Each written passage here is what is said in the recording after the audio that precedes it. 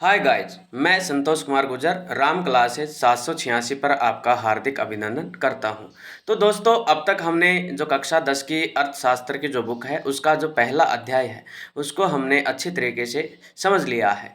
आज आपके लिए जो दूसरा अध्याय है वो लेकर आया हूं और इसकी हम अच्छी तरीके से व्याख्या सहित इसको हल करेंगे और टॉपिक वाइज इसको आसान भाषा में समझने की कोशिश करेंगे। तो हमारे अध्याय का नाम है भारतीय अर्थव्यवस्था के क्षेत्रक। तो इसमें हम जो अर्थव्यवस्था के जो क्षेत्र हैं, अर्थ जो हम गतिविधियां करते हैं उनको किन किन क्षेत्रों में बांटा गया है, किन किन वर्गों में बांटा गया है, उन सभी का हम इस अध्याय में अध्ययन करेंगे। तो चलिए हम यहाँ से स्टार्ट करते हैं।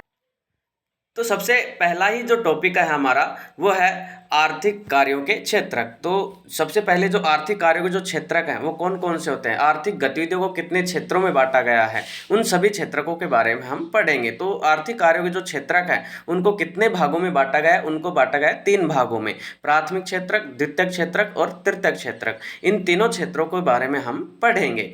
तो आप इनमें कुछ चित्र हैं, कुछ तस्वीर दिखाई गई हैं, इनको देख रहे होंगे। इनमें कुछ लोग आपको आर्थिक क्रियाएं, कुछ गतिविधियां करते हुए दिखाए गए हैं। कुछ तो सेवा क्षेत्र का कर रहे हैं, कुछ उत्पादन का कर रहे हैं। तो ये गतिविधियां जो लोग कर रहे हैं यही क्या है, यही हमारे आर्थिक कार्य हैं। इनमें कुछ ना कुछ गतिविधियां करते हुए, कुछ ना कोई लोग आपको वस्तुओं का उत्पादन करते हुए, कई सेवा का क्षेत्र में कुछ सहायता करते हुए आपको दिखाई दे रहे हैं।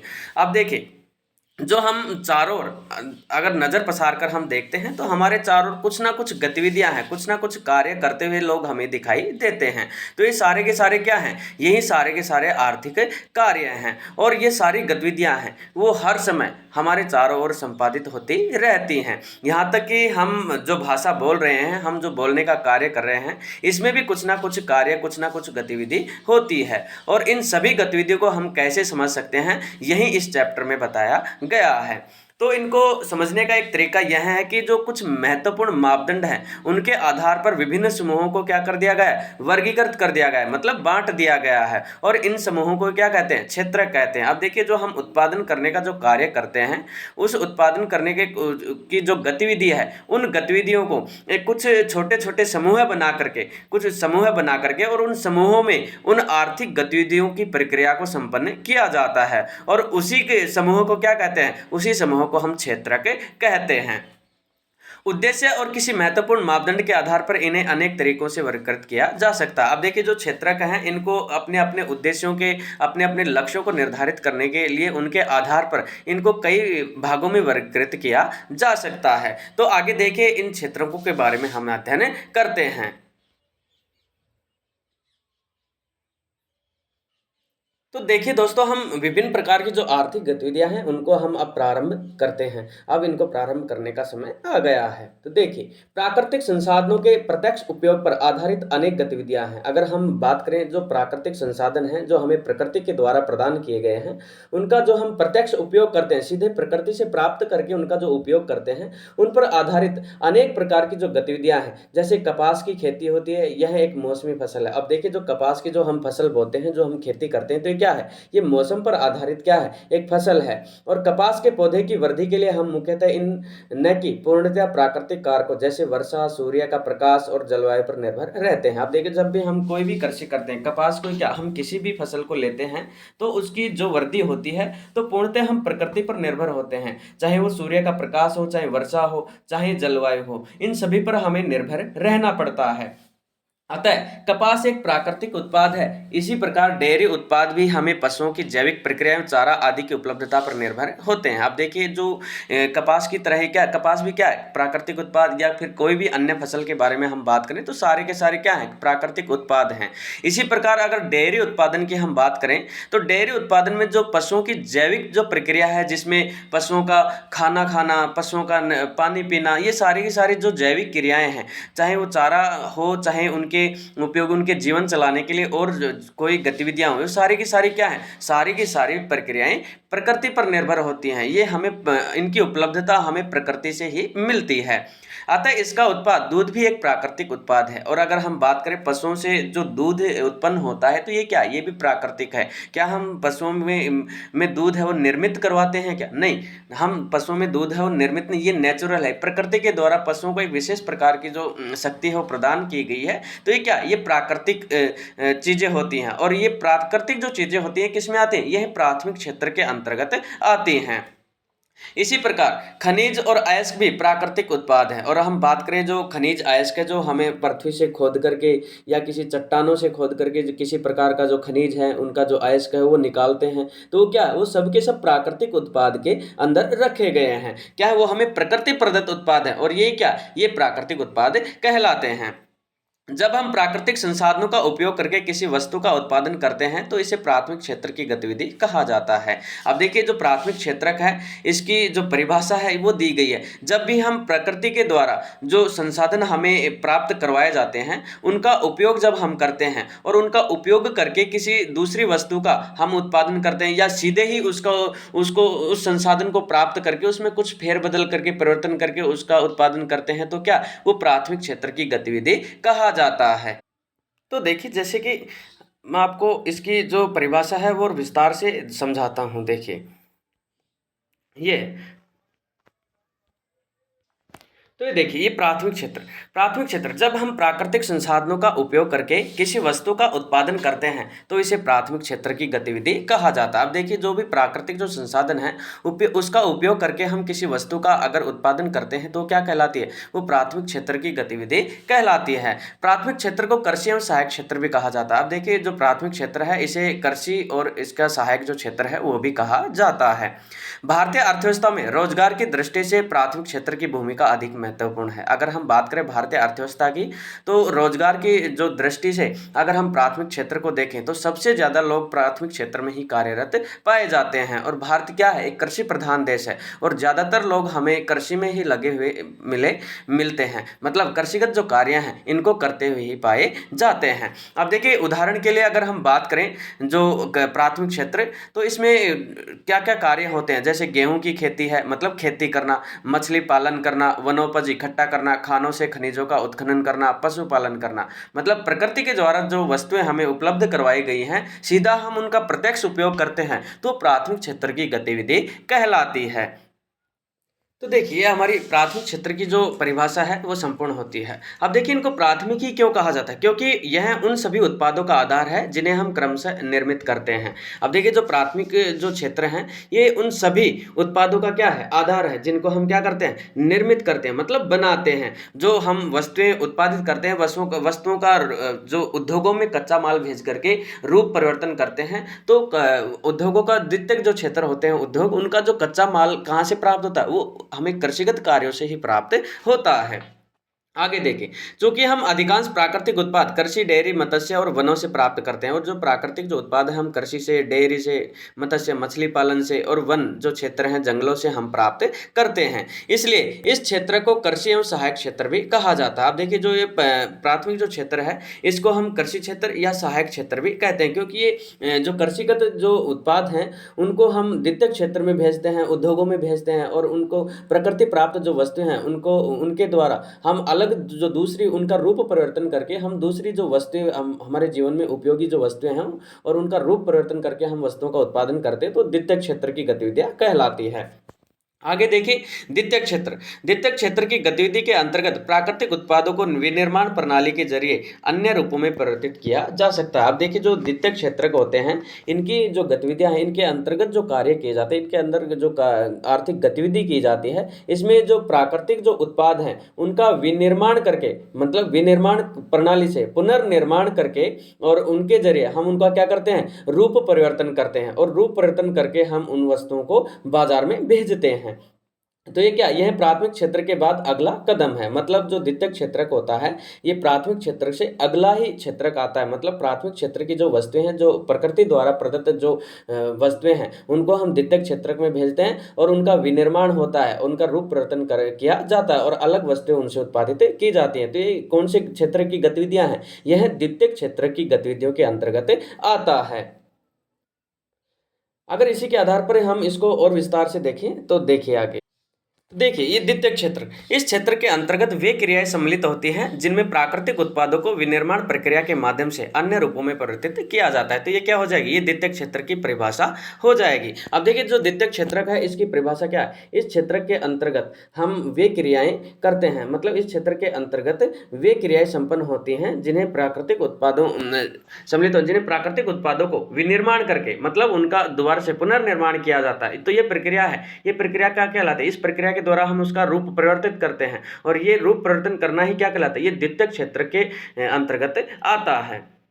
तो देखिए इस क्षेत्र के अंतर्गत वे क्रियाएं सम्मिलित होती हैं जिनमें प्राकृतिक उत्पादों को विनिर्माण प्रक्रिया के माध्यम से अन्य रूपों में परिवर्तित किया जाता है। इस क्षेत्र की वस्तुएं सीधे प्रकृति से उत्पादित नहीं होती हैं, और जो द्वितीयक क्षेत्र के अंतर्गत जो वस्तुएं आती हैं वो सीधे प्रकृति से उत्पादित नहीं होती हैं, बल्कि प्रकृति से जो वस्तु उत्पादित हैं उन्हीं का हम विनिर्माण करते हैं, बल्कि क्या करती जाती है, वो निर्मित की जाती है। इसलिए विनिर्माण की प्रक्रिया अपरिहार्य है। यह प्रक्रिया किसी कारखाने अथवा घर में संचालित की जा सकती है। आप देखिए जो द्वितीयक क्षेत्र की जो प्रक्रिया है ये किसी कारखाने में भी या फिर घर में भी इसको संचालित किया जा सकता है। इस क्षेत्र को औद्योगिक क्षेत्रक भी कहा जाता है। अब देखिए जो द्वितीयक क्षेत्रक है इसका दूसरा नाम क्या है, इसे औद्योगिक क्षेत्र भी कहा जाता है। अब देखिए इसमें कुछ उदाहरण दिए गए हैं। फर्नीचर उद्योग, अब जो फर्नीचर उद्योग है उसमें जो लकड़ी लगती है वो लकड़ी हमें कहाँ से प्राप्त होती है, वो वनों से प्राप्त होती है, मतलब प्राथमिक क्षेत्र से प्राप्त होती है। वन किस क्षेत्र में आता है, प्राथमिक क्षेत्र में, क्योंकि जो लकड़ी है उसका कोई निर्माण थोड़ी करते हैं हम, निर्माण नहीं, वो हमें प्रकृति प्रदत्त है, प्रकृति के द्वारा प्रदान किए जाते हैं। जो पेड़ पौधे होते हैं उन्हीं को काट करके हम लकड़ी प्राप्त करते हैं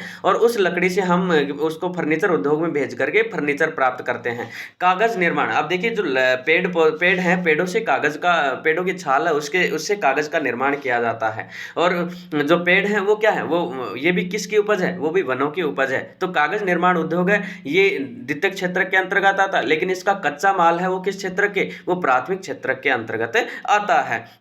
ऐसे ही सूती वस्त्र उद्योग है, कपास प्राथमिक क्षेत्र का, लेकिन सूती वस्त्र उद्योग में जो धागा सूत बनता है वो कपास से बनाया जाता है, कपास से निर्मित होता है। तो सूती वस्त्र उद्योग में जो कपास है कृषिगत कार्यों से कपास उत्पन्न किया जाता है और वो सूती उस वस्त्र उद्योग में पहुंचाया जाता है। उसके बाद हम सूती जो वस्त्र हैं वो वहाँ पर उद्योगों में बनाए जाते हैं। लोहा व इस्पात उद्योग, इंजीनियर उद्योग, ये सभी जो उद्योग हैं इनमें जो प्रकृति से जो प्राप्त उत्पाद हैं उनका क्या करते हैं, उनका हम विनिर्माण करते हैं और विनिर्माण करके उनसे नई वस्तुएं हम बनाते हैं और नई वस्तुएं बना करके हम उनको बाजार तक पहुंचाते हैं। तो ये क्या है, ये द्वितीयक क्षेत्र के कार्य हैं।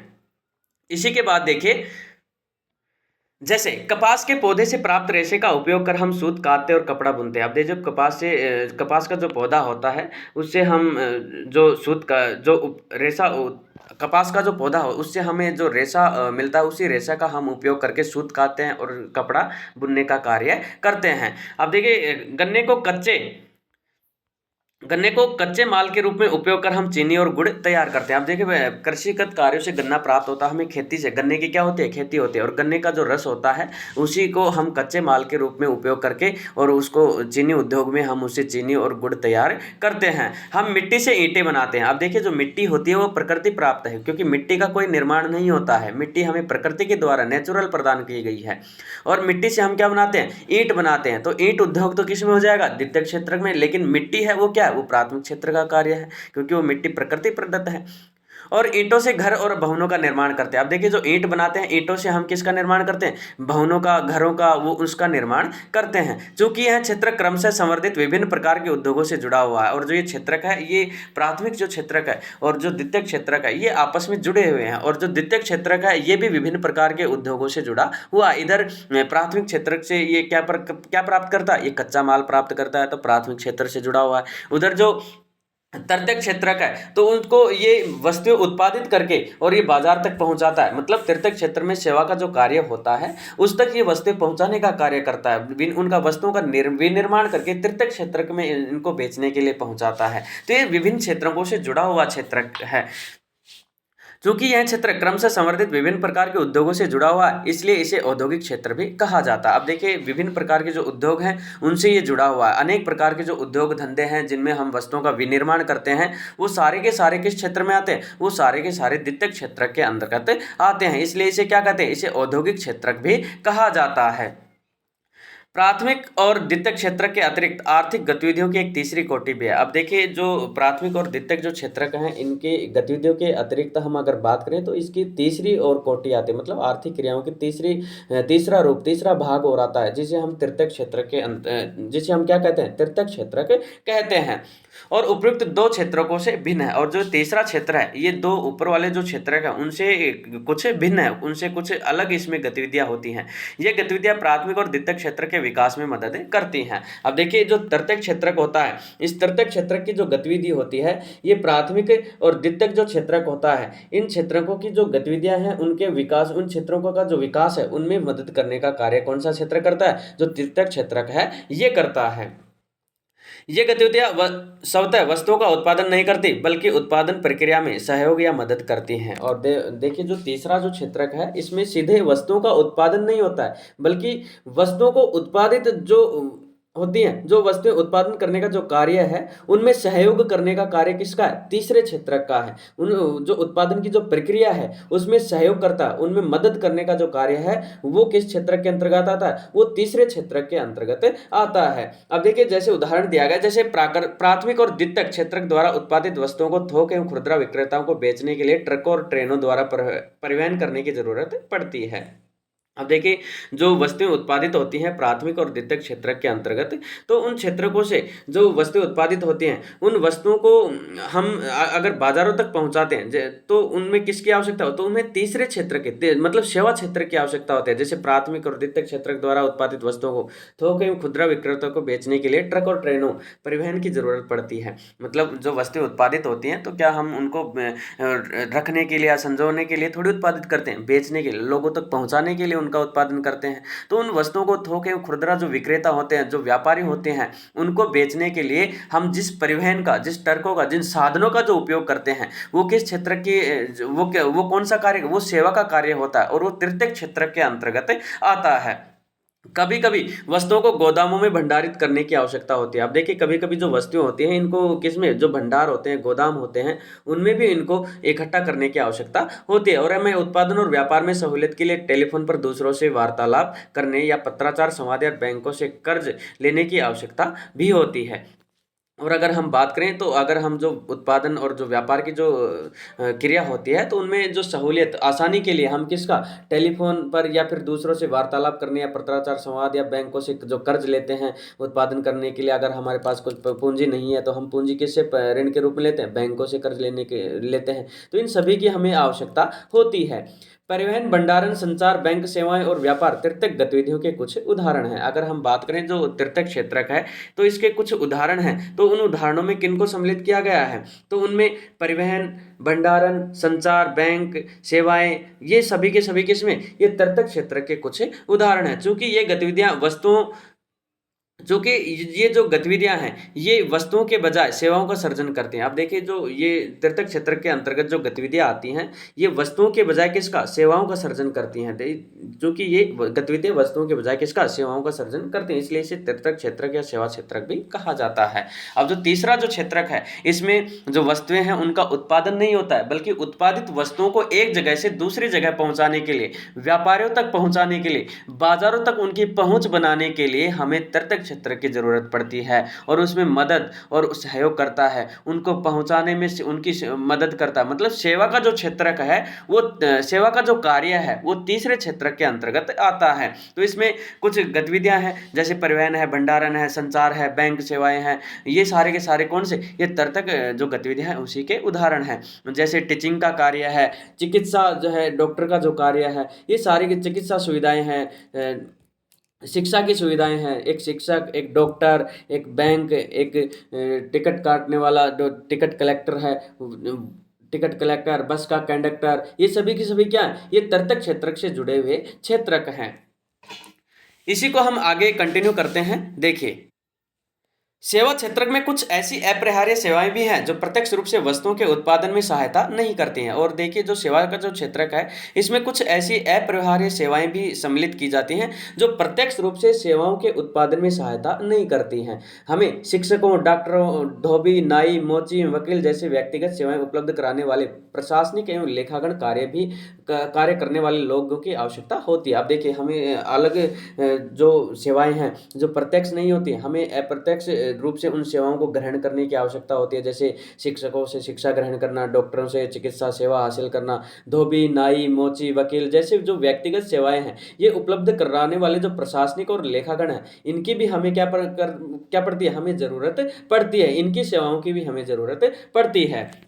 वर्तमान समय में सूचना प्रौद्योगिकी पर आधारित कुछ नवीन सेवाएं जैसे internet cafe, ATM booth, call centre, software company इत्यादि भी महत्वपूर्ण हो गई हैं। और वर्तमान जो आधुनिक युग हो रहा है, प्रौद्योगिकी का जो युग है, इसमें हमें कुछ नवीन जो सेवाएं जैसे इंटरनेट की सेवा है, एटीएम की सेवाएं हैं, कॉल सेंटर की सेवाएं हैं, सॉफ्टवेयर कंपनी आदि की जो सेवाएं, ये सारी की सारी किस क्षेत्र के अंतर्गत आती हैं? ये तृतीयक क्षेत्र की सेवाओं के अंतर्गत आती हैं। आगे देखिए, जो हमारा अगला जो टॉपिक है आर्थिक गतिविधियों के कुछ उदाहरण दिए गए हैं इस तालिका में। तो ये तालिका देखिए, तो ये उदाहरण हम देखते हैं। तो सबसे पहला ही जो उदाहरण है वो दिया गया है। तो हमें देखिए कल्पना करने के लिए कहा गया है। कल्पना करें यदि किसान किसी चीनी मिल को गन्ना बेचने से इनकार कर दे तो क्या होगा? मिल बंद हो जाएगी। अब देखिए ये बात है, ये कथन है, ये क्या प्रदर्शित करना चाहता है? तो यह द्वितीयक या औद्योगिक क्षेत्र का उदाहरण है जो प्राथमिक क्षेत्र पर निर्भर है। तो ये क्या है? ये द्वितीयक क्षेत्र का, तो ये किसका? ये द्वितीयक क्षेत्र का उदाहरण है। और ये किस पर? ये मतलब पूरा का पूरा किस पर? प्राथमिक क्षेत्र पर निर्भर है। अगर किसान है वो चीनी मिल को गन्ना बेचने से अगर इनकार कर देता है तो इससे क्या हो जाएगा? वो मिल है वो बंद हो जाएगी, उसमें चीनी का उत्पादन नहीं होगा। और ऐसे ही जो दूसरा उदाहरण है कि यदि कंपनियां भारतीय बाजार से कपास नहीं खरीदती हैं और अन्य देशों से कपास आयात करने का निर्णय करती हैं तो कपास की खेती का क्या होगा? भारत में कपास की खेती कम लाभकारी रह जाएगी और यदि किसान शीघ्रता से अन्य फसलों की ओर उन्मुख नहीं होते हैं तो दिवालिया भी हो सकते हैं तथा कपास की कीमत गिर जाएगी। तो ये भी क्या है? ये प्राथमिक क्षेत्र का उदाहरण दे रखा है जो किस पर? ये द्वितीयक क्षेत्र पर निर्भर होता है। जैसे जो द्वितीयक क्षेत्र के जो उद्योग हैं, कंपनियां हैं, वो भारतीय बाजार से अगर कपास नहीं खरीदती हैं तो क्या होगा? जो किसान हैं, कपास की खेती करने वाले जो किसान हैं, उनको लाभ नहीं होगा। लाभ क्या? अगर उनकी फसल खरीदेंगे ही नहीं, उनकी कपास खरीदेंगे ही नहीं तो वो क्या हो जाएंगे? वो दिवालिया हो जाएंगे और उनकी कपास की जो कीमत है वो गिर जाएगी। गिर क्या जाएगी? कपास घर में पड़ी पड़ी क्या करने लगे? सड़ने लगेगी और किसान है वो बिल्कुल दिवालिया हो जाएंगे, बिल्कुल ऋण में डूब जाएंगे और कर्जदार हो जाएंगे। तो ये जो प्राथमिक जो गतिविधियां हैं ये किस पर निर्भर हैं? ये द्वितीयक क्षेत्र पर निर्भर हैं। जैसे प्रथम में द्वितीयक क्षेत्र किस पर निर्भर है? प्राथमिक क्षेत्र पर। तो दूसरा जो उदाहरण है इसमें क्या प्रदर्शित हो रहा है कि जो प्राथमिक क्षेत्र है ये भी किस पर निर्भर है? ये भी द्वितीयक क्षेत्र पर निर्भर है। अगला जो उदाहरण दे रखा है वो देखिए, किसान ट्रैक्टर, पंप सेट, बिजली, कीटनाशक और उर्वरक जैसे अनेक वस्तुएं खरीदते हैं। कल्पना करें यदि उर्वरकों और पंप सेटों की कीमत बढ़ जाती है तो क्या होगा? खेतों पर लागत बढ़ जाएगी और किसानों का लाभ कम हो जाएगा। अब देखिए ये भी किसका? ये भी प्राथमिक क्षेत्र की गतिविधि दी गई है। ये किस पर निर्भर है? ये भी उद्योगों पर, सेवा क्षेत्र पर, तृतीयक जो क्षेत्र का उस पर, और जो द्वितीयक क्षेत्र का है उस पर निर्भर है। अब देखिए किसान है उसको ट्रैक्टर, पंप सेट, अगर ट्रैक्टर की सुविधा है वो नहीं मिले, ट्रैक्टर की जो सेवाएं हैं वो ना मिले, पंप सेट, बिजली, कीटनाशक और उर्वरक जैसी जो अनेक वस्तुएं हैं वो खरीदते हैं। मान लो कि वो कहाँ से? वो बाजार से खरीदते हैं। बाजार में कहाँ से आते हैं? उद्योगों से आती हैं।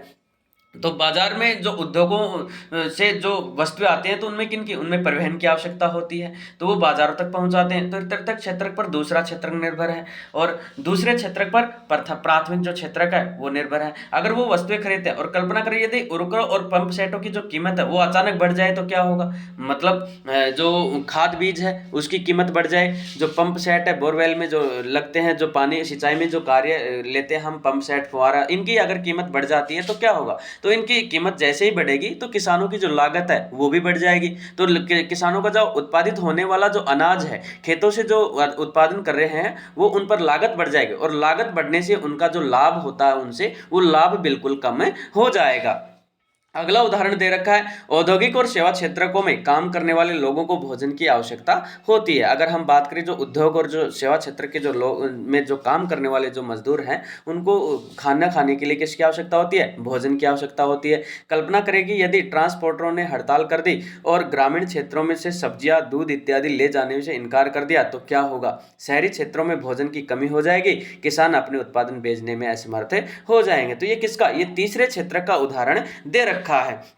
तो इसमें जो औद्योगिक और सेवा क्षेत्र का है उनमें काम करने वाले जो लोग हैं उनको किसकी भोजन की आवश्यकता है। और कल्पना करें जो ट्रांसपोर्टर हैं जो हमें संसाधन जो साधन है परिवहन के जो साधन है वो उपलब्ध करवाते हैं वस्तुओं को एक जगह से दूसरी जगह ले जाने में, तो वो अगर ग्रामीण क्षेत्रों से सब्जियां दूध इत्यादि ले जाने से क्या कर दे, इनकार कर दे, मतलब अपनी सेवा देने से वो इनकार कर दे, तो क्या होगा, तो इससे सभी जो शहरी क्षेत्र हैं उनमें भोजन की कमी हो जाएगी, किसानों को खाने के लाले पड़ जाएंगे, किसान अपने उत्पाद बेचने में क्या हो जाएंगे, असमर्थ हो जाएंगे। मतलब किसानों का खेतों में जो उत्पाद जो अनाज है वो पड़ा पड़ा सड़ जाएगा और उनको बाजारों तक पहुंचाने के लिए कोई परिवहन के साधन नहीं मिलेंगे। तो सारे के सारे जो क्षेत्रक हैं, चाहे प्राथमिक हो, चाहे द्वितीयक हो, चाहे तृतीयक हो, आपस में एक दूसरे से संबंधित हैं और आपस में इन्हीं के जो उत्पाद है, इनके द्वारा जो वस्तुएं उत्पादित की जाती हैं उन पर तीनों को रहना पड़ता है। तीनों की जो सेवाएं हैं, तीनों की जो गतिविधियां हैं उन पर एक दूसरे को निर्भर रहना पड़ता है। तो देखिए हम इन सभी उदाहरणों को अच्छी तरीके से समझ चुके हैं। अब हम जो तृतीयक क्षेत्रक है इसकी जो परिभाषा है वो एक बार मोटे मोटे तौर पर देख लेते हैं। तो देखिए प्राथमिक एवं द्वितीयक क्षेत्रक के अतिरिक्त अन्य समस्त गतिविधियों को तृतीयक क्षेत्रक में सम्मिलित किया जाता है। अब देखिए जो प्राथमिक और द्वितीयक जो क्षेत्रक है इनमें जो गतिविधियाँ होती हैं इनके अलावा जो भी समस्त गतिविधियाँ आती हैं उनको हम तृतीयक क्षेत्रक के अंतर्गत सम्मिलित करते हैं। इसके अंतर्गत वे क्रियाएं आती हैं जो प्राथमिक और द्वितीयक क्षेत्रकों के विकास में मदद करती हैं। ये गतिविधियाँ स्वतः वस्तुओं का उत्पादन नहीं करती बल्कि उत्पादन प्रक्रिया में सहयोग करती हैं। अब देखिए जो तृतीयक क्षेत्रक होता है इसमें स्वतः किसी वस्तु का उत्पादन नहीं होता है बल्कि जो उत्पादन करने वाली जो प्रक्रिया होती है उसमें ये सहयोग करने का कार्य करते हैं। इस क्षेत्रक में विभिन्न गतिविधियों वस्तुओं की बजाय सेवाओं का सर्जन किया जाता है, इसलिए इस क्षेत्रक को सेवा क्षेत्रक भी कहा जाता है। और इसमें उदाहरण क्या है, जो सेवा क्षेत्रक में कार्य करने वाले जो गतिविधियां हैं उसमें अध्यापक है, डॉक्टर है, दूरसंचार है, शिक्षा है, रेलवे है, ये सारे के सारे किसमें, ये सेवा के क्षेत्र के अंतर्गत आते हैं, तृतीयक क्षेत्रक के अंतर्गत सम्मिलित किए जाते हैं। तो आगे देखिए, आगे हम कंटिन्यू करते हैं। तो आगे कुछ चर्चा करने के लिए कुछ प्रश्न दिए गए हैं जिनको हम अभी तक जिन भी टॉपिकों को पढ़ा है उन्हीं पर आधारित ये प्रश्न है। जैसे विभिन्न क्षेत्रकों की परस्पर निर्भरता दिखाते हुए उपरोक्त सारणी को भरे। अब हमने इस सारणी को अभी भी बखूबी समझा है। अलग अलग क्षेत्रों पर आधारित मतलब आपस में जो निर्भरता है एक दूसरे क्षेत्रों को की, उसके बारे में हमने समझा है। पुस्तक में वर्णित उदाहरणों से भिन्न उदाहरणों के आधार पर प्राथमिक, द्वितीयक और तृतीयक क्षेत्रकों में अंतर की व्याख्या करें। अब देखिए जो तीनों क्षेत्रक है इनमें क्या अंतर है वो आपको आपकी समझ के आधार पर बताना है। मतलब प्राथमिक क्षेत्रक में कृषिगत जो कार्य आते हैं वो होते हैं, द्वितीयक क्षेत्रक में जो प्राथमिक जो क्षेत्रक से उत्पादित जो वस्तुएं हैं उनका क्या किया जाता है, उनका विनिर्माण किया जाता है। तृतीयक क्षेत्रक होता है, तृतीयक क्षेत्रक में जो द्वितीयक जो क्षेत्रक है उसमें जो उत्पादित वस्तुएं होती हैं उनको बेचने के लिए, विक्रेताओं तक पहुंचाने के लिए जिन संसाधनों का हम उपयोग करते हैं, परिवहन के जो साधन है उनका उपयोग करते हैं, वो तृतीयक क्षेत्रक में आते हैं। इनमें सेवा क्षेत्र को सम्मिलित किया जाता है। ऐसे अंतर हमको बताने हैं। तीसरा प्रश्न दे रखा है, प्राथमिक, द्वितीयक और तृतीयक जो क्षेत्रक है इनमें विभाजित करना है। मतलब कुछ नाम दे रखे हैं और इनको आपस में तीनों क्षेत्रों के आधार पर इनको विभाजित करना है। जैसे दर्जी है, ये सेवा क्षेत्रक का है, तो ये कौन से क्षेत्रक में आ जाएगा, ये आ जाएगा तृतीयक क्षेत्रक में। टोकरी बुनकर द्वितीयक क्षेत्रक में, फूल की खेती करने वाला प्राथमिक क्षेत्रक में, दूध विक्रेता तृतीयक, मछुआरा प्राथमिक, पुजारी तृतीयक, कुरियर पहुंचाने वाला तृतीयक क्षेत्रक में, दिया सिलाई कारखाना में श्रमिक ये द्वितीयक क्षेत्रक में, महाजन ये तृतीयक, माली है ये प्राथमिक क्षेत्रक में कार्यरत है, लेकिन ये अगर सेवाओं का कार्य करता है, फूल बेचने का अगर कार्य करता है तो तृतीयक क्षेत्रक में आ जाएगा। और फूलों की खेती करने की या फिर कुछ फलों की खेती करने का कार्य करता है तो ये किस में आ जाएगा, ये प्राथमिक क्षेत्रक के अंतर्गत आ जाएगा। कुम्हार है, द्वितीयक क्षेत्रक के अंतर्गत आ जाएगा। मधुमक्खी पालक है, ये प्राथमिक क्षेत्रक के अंतर्गत आ जाएगा। अंतरिक्ष यात्री है, तृतीयक क्षेत्रक के अंतर्गत आ जाएगा। कॉल सेंटर का कर्मचारी ये तृतीयक क्षेत्रक के अंतर्गत आ जाएगा। तो इस आधार पर हमें तीनों क्षेत्रकों में इनको बांटना है। आगे देखिए जो चौथा प्रश्न है, विद्यालय में छात्र प्राय प्राथमिक और द्वितीयक अथवा वरिष्ठ और कनिष्ठ वर्गों में विभाजित किया जाता है। इस विभाजन की कसौटी क्या है, क्या आप मानते हैं कि यह विभाजन उपयुक्त है, चर्चा कीजिए। आप देखिए विद्यालय में जो छात्र होते हैं उन छात्रों को वरीयता के हिसाब से बांटा जाता है। जैसे कोई छात्र कमज़ोर है, कोई होशियार है, या फिर कई छात्र हैं वो कई बच्चों से सीनियर हैं, कई जूनियर हैं, तो इन आधार पर बांटा जाता है। क्या ये विभाजन की कसौटी क्या है, इसके बारे में हमको चर्चा करनी है। अब देखिए क्या आप इनको उपयुक्त मानते हैं क्या। हाँ, अगर बात करते हैं क्लास वाइज अगर इनको बांटा जाता है जूनियर सीनियर में तो ये उपयुक्त है, क्योंकि एक बच्चा है वो प्रथम कक्षा है वो पास करके अगली कक्षा में चला जाता है तो उनका जो पिछली वाली जो कक्षा हो जाती है उनका सीनियर हो जाता है, और पिछली वाले हैं वो अगली कक्षा वालों की क्या हो जाते हैं, जूनियर हो जाते हैं।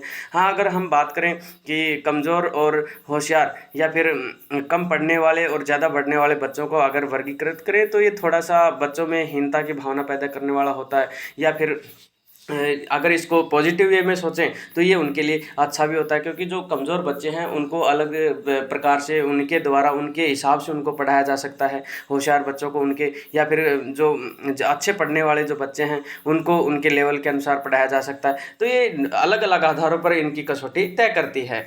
तो आगे देखिए, तो आगे देखिए जो तीनों क्षेत्रक हैं इनकी हमें क्या करनी है, इनकी तुलना करनी है। अब जो तीनों क्षेत्र प्राथमिक, द्वितीयक और तृतीयक, इन तीनों क्षेत्रों की तुलना करने के लिए हमें कहा गया। अब देखिए इनकी तुलना कैसे की गई है वो देखिए। प्राथमिक, द्वितीयक एवं तृतीयक क्षेत्र के विविध उत्पादन कार्यों से काफी अधिक मात्रा में वस्तुओं और सेवाओं का उत्पादन होता है। अगर हम तीनों ही क्षेत्रों की अगर बात करें तो तीनों क्षेत्रों से काफी अधिक मात्रा में जो वस्तुएं हैं, सेवाएं हैं, उनका उत्पादन किया जाता है। साथ ही इन क्षेत्रकों में काफी अधिक संख्या में लोग वस्तुओं और सेवाओं के उत्पादन के लिए काम भी करते हैं। अब देखिए जो क्षेत्र हैं, इन क्षेत्रों में काफ़ी अधिक संख्या में जो लोग हैं वो उनको रोजगार मिलता है और इन वस्तुओं के उत्पादन में और इनके सेवाओं में उनके लिए कार्य भी करते हैं। इसलिए अगले चरण में यह देखना है कि प्रत्येक क्षेत्रक में कितनी वस्तुएं और सेवाएं उत्पादित होती हैं। अब देखिए इनको हमें जो उत्पादित वस्तुएं हैं इनके आधार पर इनकी तुलना करनी है। तो देखिए और कितने लोग उस क्षेत्रक में कार्य करते हैं और इसी आधार पर कि उन क्षेत्रकों में किन वस्तुओं का उत्पादन होता है और उन कितना उत्पादन होता है और कितने लोग उन क्षेत्रकों में कार्य करते हैं, इस आधार पर हम इन तीनों क्षेत्रों को की क्या करेंगे, तुलना करेंगे। किसी अर्थव्यवस्था में कुल उत्पादन और रोजगार की दृष्टि से एक या अधिक क्षेत्रक प्रधान होते हैं, जबकि अन्य क्षेत्रक अपेक्षाकृत छोटे आकार के होते हैं। अगर हम बात करें किसी भी अर्थव्यवस्था में कुल उत्पादन और रोजगार की दृष्टि से, तो उसमें एक या एक से अधिक जो क्षेत्रक हैं वो क्या होते हैं, वो प्रधान होते हैं। या तो एक क्षेत्रक प्रधान होता है या एक से अधिक क्षेत्रक हैं वो प्रधान होते हैं, वो मुख्य होते हैं, जबकि अन्य क्षेत्रक हैं वो अपेक्षाकृत उनसे क्या होते हैं, आकार में छोटे होते हैं।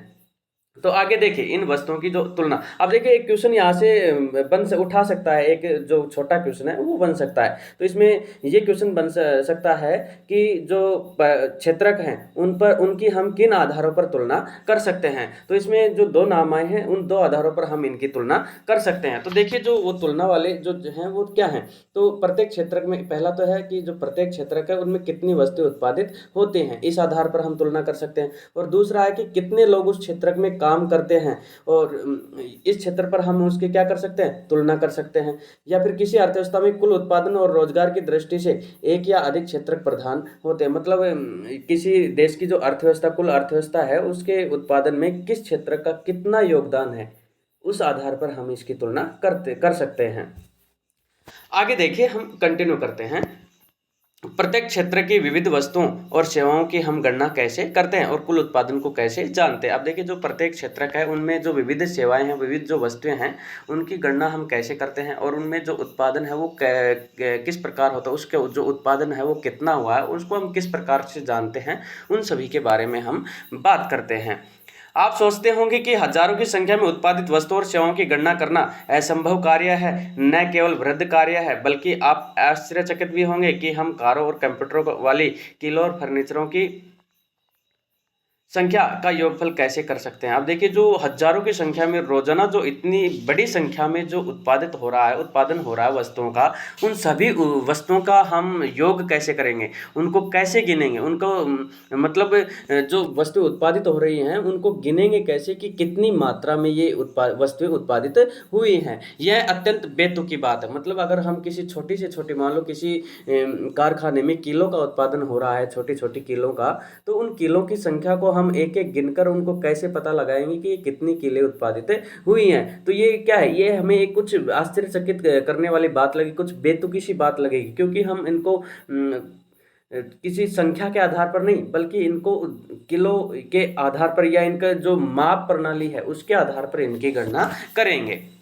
आगे देखें, आप बिल्कुल सही सोचते हैं कि इस समस्या के समाधान के लिए अर्थशास्त्रियों का सुझाव है कि वस्तुओं और सेवाओं की वास्तविक संख्याओं का योग करने के स्थान पर उनके मूल्य का उपयोग किया जाना चाहिए। अब देखिए अर्थशास्त्रियों ने एक सुझाव दिया है और वो सुझाव है वो बिल्कुल सटीक बैठता है, मतलब बिल्कुल ये इस समस्या के समाधान के रूप में बिल्कुल सही होता है, क्योंकि जो भी वस्तुएं और सेवाएं हैं वो कितनी मात्रा में उत्पादित हुई है तो उनकी संख्याओं का योग करके हम पता नहीं लगाएंगे कि ये इतनी वस्तुएं उत्पादित हुई हुई हैं, बल्कि हम उनके मूल्य है कि वो कितने रुपये मूल्यों की वस्तुएं हैं वो उत्पादित की गई हैं, कि हमें जो उत्पादित की हुई जो वस्तुएं हैं इनसे हमें कितने पैसे मिल सकते हैं। इस आधार पर हम उन वस्तुओं का क्या करेंगे, उन वस्तुओं का माप बनाएंगे, उन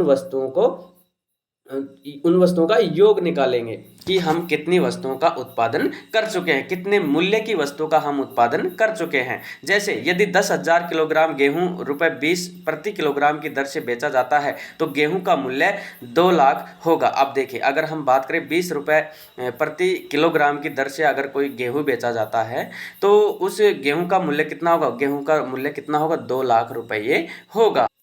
तो सीधी सी बात है, अगर 10,000 किलोग्राम गेहूं है और 1 किलो गेहूं के हमें ₹20 मिलते हैं तो उसका मूल्य कितना हो जाएगा, 2 लाख रुपए हो जाएगा। मतलब हमने 2 लाख रुपए के गेहूं उत्पादित कर लिए हैं। आगे देखिए, ₹15 प्रति नारियल की दर से 5,000 नारियल का मूल्य कितना होगा। अब देखिए, जो 15 रुपए का एक नारियल है और जो 5 नारियल है वो हमने उत्पादित किए हैं तो उनका मूल्य कितना होगा। तो इसका योग कैसे करेंगे, 5,000 को 15 से गुना कर लेंगे तो कितना हो जाएगा, 75,000 उसका मूल्य हो जाएगा।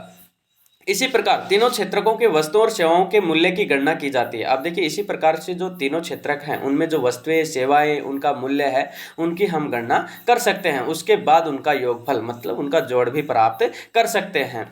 ध्यान रखें कि यहाँ एक सावधानी बरतने की जरूरत है। उत्पादित और बेची गई प्रत्येक वस्तु या सेवा की गणना करने की जरूरत नहीं है। अब देखिए, हमें यहाँ पर एक और बात ध्यान में रखनी होगी कि जो उत्पादित की गई प्रत्येक जो वस्तु है उसकी गणना या उसकी जो सेवा है उसकी गणना करने की हमें कोई जरूरत नहीं है, बल्कि केवल अंतिम वस्तुओं और सेवाओं की गणना की ही औचित्य है। मतलब जो वस्तुएं उत्पादित होती हैं उनमें कौन कौन सी वस्तुएं लगी हैं उनके सभी के मूल्यों की गणना करना हमें जरूरी नहीं है, बल्कि जो उत्पादित वस्तुएं हैं अंतिम रूप से उन उत्पादित वस्तुओं का कितना मूल्य है, मतलब अंतिम वस्तुओं की जो सेवाएं हैं उनसे हमें कितना लाभ मिल रहा है, कितना मूल्य मिल रहा है, उन सेवाओं की हम गणना करेंगे। और उन सेवाओं की गणना करने से ही हमें उनका मूल्य, उनकी माप पता चल जाएगी। जैसे एक किसान किसी आटा मिल को 20 प्रति किलोग्राम की दर से गेहूं बेचता है। अगर बात करें किसी किसान की तो आटा मिल है उसको गेहूं बेचता है और 20 रुपये प्रति किलोग्राम की दर से उसको क्या बेचता है, गेहूं बेचता है। मिल में आटा की पिसाई होती है और बिस्कुट कंपनी को आटा 25 प्रति किलोग्राम की दर से बेचता है। और जो उसी आटे की उसी जो गेहूं जो बेचा जाता है किसान के द्वारा 20 रुपये प्रति किलो के हिसाब से आटा मिल को, तो आटा मिल में उसकी पिसाई होती है और पिसाई के बाद जो आटा मिल है वो बिस्कुट कंपनी को वो आटा बेचती है पीस करके, और वो किस हिसाब से, वो 25 रुपये प्रति किलोग्राम की दर से उसे बेचता है।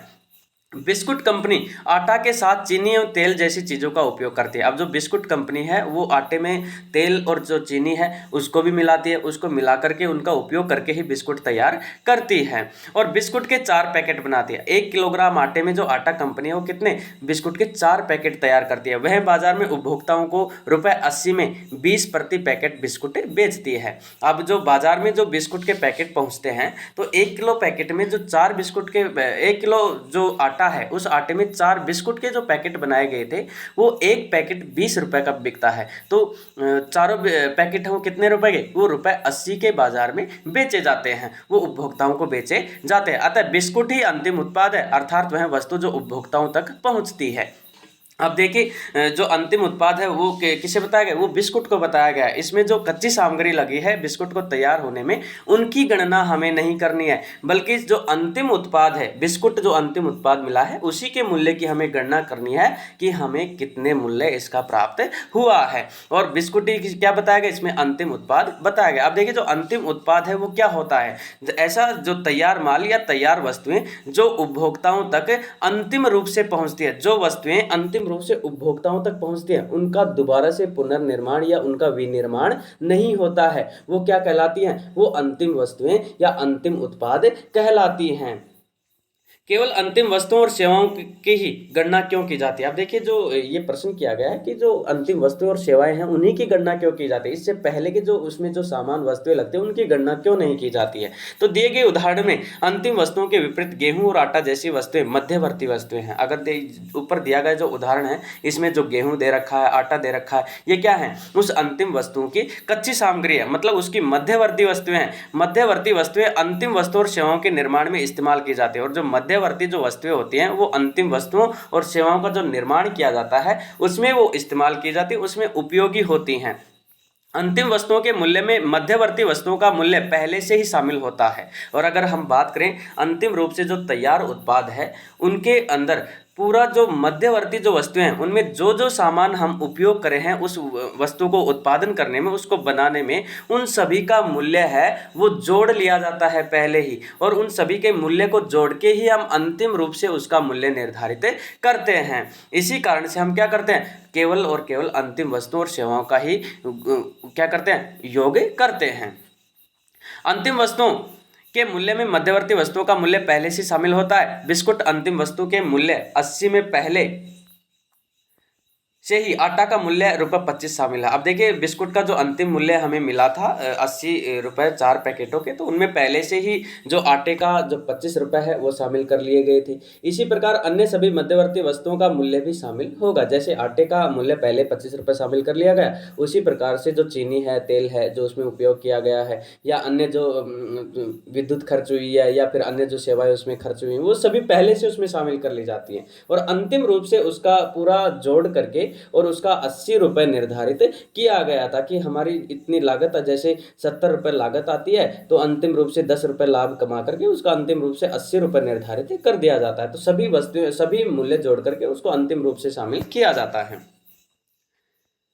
अतः गेहूं और आटा के मूल्य की अलग अलग गणना उचित नहीं है। और अगर हम गेहूं और आटे की अलग अलग गणना करें, मान लो अंतिम वस्तु 80 रुपये बना भी दी है और अलग से आटे के भी, गेहूं की भी, उनके मूल्य की गणना करें तो ये उचित नहीं होगा, क्योंकि उनका मूल्य हम पहले ही उसमें शामिल कर चुके हैं। क्योंकि तब एक ही वस्तु के मूल्य की गणना कई बार करते हैं, और अगर हम इनकी गणना करेंगे तो एक ही जो वस्तु है उनकी हम कई बार गणना कर चुके होंगे, और इससे क्या होगा, उसका मूल्य है वो और अधिक हो जाएगा। जैसे बिस्कुट में पहले से 25 रुपये जोड़ दिए, गेहूं के जोड़ दिए और आटे के जोड़ दिए 25 रुपये, फिर उसके बाद 80 रुपये वो जोड़ दिए और फिर आटे के 25 और जोड़ दे, तो क्या हो जाएंगे, वो 105 रुपये हो जाएंगे। तो इससे क्या होगा, वस्तु का मूल्य अधिक हो जाएगा, मतलब ये बेतुकी बात होगी। अतः ये ठीक नहीं होगा, ये उचित नहीं होगा,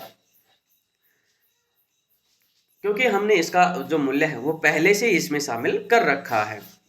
पहले गेहूं के रूप में, फिर आटे के रूप में और अंततः अंतिम वस्तु बिस्किट के रूप में मूल्य की गणना कई बार गणना करते हैं। आप देखिए अगर उनको शामिल करते हुए गणना करते हैं तो कई बार इनका मूल्य है वो बार बार इसमें शामिल हो जाता है।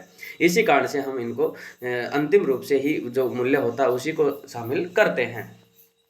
किसी विशेष वर्ष में प्रत्येक क्षेत्रक द्वारा उत्पादित अंतिम वस्तु और सेवाओं का मूल्य उस वर्ष में क्षेत्रक के कुल उत्पादन की जानकारी प्रदान करता है। अगर हम बात करें किसी विशेष वर्ष की, तो उस वर्ष में प्रत्येक क्षेत्रक द्वारा अंतिम उत्पादित जो अंतिम वस्तु और सेवाएं हैं उसका जो मूल्य है उस वर्ष के क्षेत्रक का कुल उत्पादन की जानकारी हमें प्रदान करता है। अब देखिए एक वर्ष का जो कुल उत्पादन होता है उसकी जानकारी हमें कैसे मिलती है, तो वो देखिए जो किसी विशेष वर्ष में प्रत्येक क्षेत्रक द्वारा उत्पादित अंतिम वस्तुओं और सेवाओं का मूल्य उस वर्ष में क्षेत्र के कुल उत्पादन की जानकारी हमें प्रदान करता है।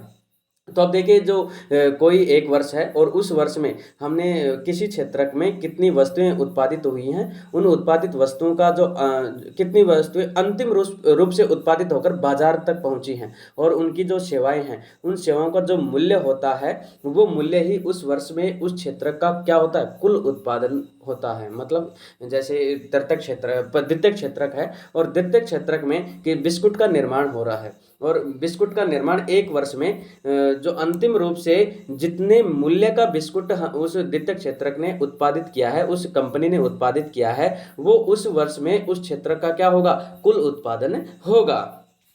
आगे देखें, तीनों क्षेत्रकों के उत्पादन के योगफल को देश का सकल घरेलू उत्पाद कहते हैं। आप देखिए जो सकल घरेलू उत्पाद होता है वो क्या होता है, जो तीनों क्षेत्रक होते हैं जैसे प्राथमिक, द्वितीयक, तृतीयक, इन तीनों क्षेत्रकों का जो अंतिम वस्तुएं होती हैं उनका जो योगफल होता है, उनमें जो वस्तुएं उत्पादित की जाती हैं उन उत्पादित वस्तुओं का जो योगफल होता है, जो जोड़ होता है, सम्मिलित रूप से जो इनका योग होता है, उसी को क्या कहते हैं, उसी को सकल घरेलू उत्पाद कहते हैं। यह किसी देश के भीतर किसी विशेष वर्ष में उत्पादित सभी अंतिम वस्तुओं और सेवाओं का मूल्य है। अब देखिए जो जीडीपी होती है, सकल घरेलू उत्पाद होती है, वो क्या होते हैं, यह किसी देश के भीतर या किसी देश के भीतर किसी विशेष वर्ष में, मतलब किसी देश के भीतर एक वर्ष में अंतिम रूप से अंतिम वस्तुओं और सेवाओं का मूल्य सकल घरेलू उत्पाद अर्थव्यवस्था की विशालता प्रदान करता है। अब देखिए जो सकल घरेलू उत्पाद है, जीडीपी है, क्या एक वर्ष में तैयार की गई जो वस्तुएं हैं, किसी देश में एक वर्ष में, किसी देश की भी अगर बात करें तो सीमाओं के अंदर, बाहर की नहीं है ये, उस देश की सीमा के अंदर जो उत्पादित होने वाली वस्तुएं हैं उन्हीं को सम्मिलित किया गया है सकल घरेलू उत्पाद में। तो किसी देश के अंदर किसी विशेष वर्ष में उत्पादित सभी अंतिम वस्तुओं को, अंतिम रूप से तैयार वस्तुओं को किसमें शामिल किया जाता है? सकल घरेलू उत्पाद में शामिल किया जाता है। अब देखिए सकल घरेलू उत्पाद है वो अर्थव्यवस्था की क्या विशालता प्रदर्शित करता है। किसी देश की अर्थव्यवस्था कितनी है ये सकल घरेलू उत्पाद उसकी जीडीपी से ही पता चलता है। अब देखिए जो भारत में जो सकल घरेलू उत्पाद है उसका मापन जैसा जो कठिन कार्य है वो किसके द्वारा किया जाता है? वो केंद्र सरकार के मंत्रालय द्वारा किया जाता है। यह मंत्रालय राज्यों एवं केंद्र शासित क्षेत्रों के विभिन्न सरकारी विभागों की सहायता से वस्तुओं और सेवाओं की कुल संख्या और उसके मूल्य से संबंधित सूचनाएं एकत्रित करता है और तब जीडीपी का अनुमान करता है। अब देखिए जो भारत सरकार का जो केंद्र सरकार का जो मंत्रालय है, ये मंत्रालय राज्यों एवं केंद्र शासित जो क्षेत्र हैं उनमें विभिन्न सरकारी जो विभाग है उनकी सहायता लेकर के वस्तुओं और जो सेवाएं होती हैं उनकी कुल संख्या और उनका जो कुल मूल्य है उनके बारे में सूचना एकत्रित करता है और सूचना एकत्रित करके और जीडीपी का क्या करता है? अनुमान लगाने का कार्य करता है। आगे देखें क्षेत्रकों में ऐतिहासिक परिवर्तन। सामान्यतः अधिकांश विकसित देशों के इतिहास में यह देखा गया है कि विकास की प्रारंभिक अवस्थाओं में प्राथमिक क्षेत्र की आर्थिक सक्रियता का सबसे महत्वपूर्ण क्षेत्र रहा है। अब देखिए जो क्षेत्रकों की ऐतिहासिक परिवर्तन है इसमें जो परिवर्तन है, बदलाव है, वो कैसे आते हैं? सामान्यतः अधिकांश विकसित देशों के इतिहास में यह देखा गया है कि विकास की प्रारंभिक अवस्थाओं में प्राथमिक क्षेत्र की आर्थिक सक्रियता का सबसे महत्वपूर्ण क्षेत्र रहा है। अब देखिए किसी भी देश की अगर जीडीपी को हम देखते हैं, किसी भी विकसित देश के इतिहास को हम देखते हैं तो उनका जो विकास है उसके विकास की जो प्रारंभिक अवस्था थी उसमें सबसे महत्वपूर्ण जो योगदान रहा है वो किसका? वो प्राथमिक क्षेत्र का ही रहा है। जैसे जैसे कृषि प्रणाली परिवर्तित होती गई और कृषि क्षेत्र समृद्ध होता गया वैसे वैसे पहले की तुलना में अपेक्षाकृत अधिक उत्पादन होने लगा था। अब देखिए जैसे जैसे जो कृषि प्रणाली है वो परिवर्तित होती जाती है, उसमें बदलाव आता जाता है, कृषि क्षेत्र का वो मजबूत होता जाता है, समृद्ध होता जाता है, वैसे वैसे पहले की तुलना में अपेक्षाकृत अधिक उत्पादन होने लगता है। मतलब जैसे ही इनमें समृद्धता आती है, नई नई तकनीक आती है, इसमें बदलाव आता है तो पहले की तुलना में इनमें उत्पादन का जो कार्य है वो अधिक होने लगता है। अब अनेक लोग दूसरे कार्य करने लगते हैं। अब देखिए जो अनेक लोग हैं वो अन्य कार्य हैं वो भी करने लग जाते हैं और शिल्पियों और व्यापारियों की संख्या में वृद्धि होने लगी। और जो शिल्पकार हैं, व्यापारी हैं, जो वस्तुओं को खरीदने और बेचने का कार्य करते हैं, व्यापारी हैं, वाणिज्य वर्ग के जो लोग हैं उनकी संख्या में भी धीरे धीरे वृद्धि होने लगती है। क्रय विक्रय की गतिविधियाँ कई गुना बढ़ गई हैं और जो खरीदने वस्तुओं को खरीदने और बेचने की जो प्रक्रिया है, गतिविधियाँ है, वो भी कई गुना बढ़ गई है, उसमें भी वृद्धि होती है। इसके अतिरिक्त अनेक लोग परिवहन, प्रशासक और सैनिक कार्यवाही इत्यादि से जुड़े थे। अब इसके अलावा हम बात करें परिवहन, प्रशासक और सैनिक जो कार्यवाही इससे जुड़े जो लोग हैं फिर भी इस अवस्था में अधिकांश उत्पादित वस्तुएं प्राकृतिक उत्पाद थी। अब देखिए कई लोग सेवा क्षेत्र से भी जुड़े थे लेकिन अधिकांश जो उत्पादित वस्तुएं थी वो फिर भी प्राकृतिक उत्पाद थी, मतलब प्रकृति के द्वारा ही हमें प्राप्त थी, जो प्राथमिक क्षेत्र में आती थी। मतलब अगर हम बात करें तो सभी क्षेत्र किससे कहीं ना कहीं, अगर हम बात करें अप्रत्यक्ष रूप से किससे जुड़े हुए होते हैं? वो प्राथमिक क्षेत्र से जुड़े हुए होते हैं। तो इससे क्या अनुमान लगाया जा सकता है कि विश्व के किसी भी विकसित देश की अगर हम बात करते हैं तो उनमें उनके विकास की जो प्रारंभिक का जो अवस्था है उसमें किसका योगदान रहता है? उसमें प्राथमिक क्षेत्र का या कृषि क्षेत्र का ही योगदान रहता है। आगे देखो, और अधिकांश लोग इसी क्षेत्र में रोजगार करते हैं। और अगर हम बात करें तो भारत में भी अगर बात करें तो अधिकांश जो लोग हैं वो प्राथमिक क्षेत्र में ही रोजगार करते हैं। तो सबसे ज़्यादा रोजगार प्रदान करने वाला क्षेत्र कौन सा है? वो प्राथमिक क्षेत्र को मानते हैं। लंबे समय 100 वर्षों से अधिक के बाद और विशेषकर विनिर्माण की नवीन प्रणाली के प्रचलन से कारखाने अस्तित्व में आए। अगर हम बात करें जो कारखाने हैं वो कैसे अस्तित्व में आए थे? वो किसी एक दिन का कार्य नहीं है कि एक दिन में कारखाने वो स्थापित हो गए थे, नहीं। ये इसका एक लंबा इतिहास है, लंबा समय लगा था इसको, कई 100 वर्षों से अधिक के बाद। और विशेषकर विनिर्माण की जो नवीन प्रणाली है वो प्रचलन में आने के, जो वस्तुओं का पुनर्निर्माण करने की जो प्रक्रिया है, वस्तुओं को विनिर्मित करने की जो प्रक्रिया है, मतलब प्राकृतिक वस्तुओं से नई वस्तुएं तैयार करने की जो प्रक्रिया है, तो जो द्वितीयक क्षेत्रक है उन्हीं के प्रचलन के बाद से जो कारखाने हैं वो अस्तित्व में आने लगते हैं, उनका प्रसार होने लगता है। जो लोग पहले खेतों में काम करते थे उनमें से बहुत अधिक लोग अब कारखानों में काम करने लगे हैं। अब देखिए, जो ज़्यादातर लोग पहले कृषिगत कार्यों में लगे हुए थे, अब कृषिगत कार्यों को छोड़ करके वो दूसरे क्षेत्रक में, मतलब द्वितीयक क्षेत्रक में काम करने लगे हैं, उद्योगों में कार्य करने लगे हैं, कारखानों में कार्य करने लगे हैं। उन्होंने कारखानों में काम करने के लिए मजबूर, अब देखिए जो जैसे द्वितीयक क्षेत्रों का स्थापना होती है तो उन्हें कारखानों में काम करने के लिए क्या किया जाता है, मजबूर किया जाता है। जैसे आपने इतिहास में पढ़ा है, कारखानों में सस्ती दरों पर उत्पादित वस्तुओं का लोग इस्तेमाल करने लगे। अब देखिए, जो उत्पादित की गई वस्तुएं होती हैं उद्योगों में, कारखानों में, तो उसमें सस्ती दरों पर जो उत्पादित वस्तुएं होती हैं उनका लोग इस्तेमाल करने लगते हैं। कुल उत्पादन और रोजगार की दृष्टि से द्वितीयक क्षेत्र सबसे महत्वपूर्ण हो गया।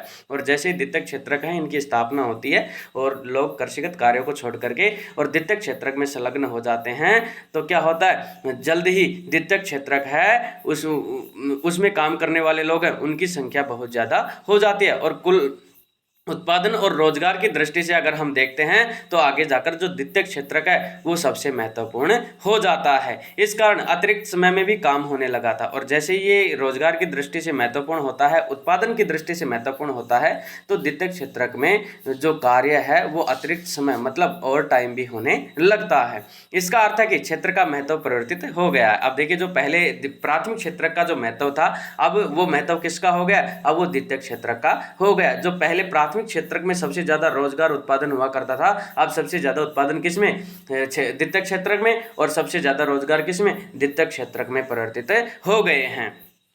आगे देखिए, विगत 100 वर्षों में विकसित देशों में द्वितीयक क्षेत्रक से तृतीयक क्षेत्रक की और पुनः बदलाव हुआ। अगर हम बात करें पिछले 100 वर्षों की, तो उसमें विकसित देश हैं उनमें द्वितीयक क्षेत्रक से तृतीयक जो क्षेत्रक है, सेवा का जो क्षेत्र है, उनमें पुनः बदलाव हुआ है। मतलब अब द्वितीयक क्षेत्र से लोग किस क्षेत्र की ओर जा रहे हैं, वो तृतीयक क्षेत्र की ओर जा रहे हैं। कुल उत्पादन की दृष्टि से सेवा क्षेत्रक का महत्व बढ़ गया है। और पिछले अगर 100 वर्षों के अगर हम इतिहास उठाकर देखते हैं विश्व में, तो कुल उत्पादन की जो दृष्टि है उससे अगर हम बात करें तो सेवा का क्षेत्र का महत्व और अधिक बढ़ गया है।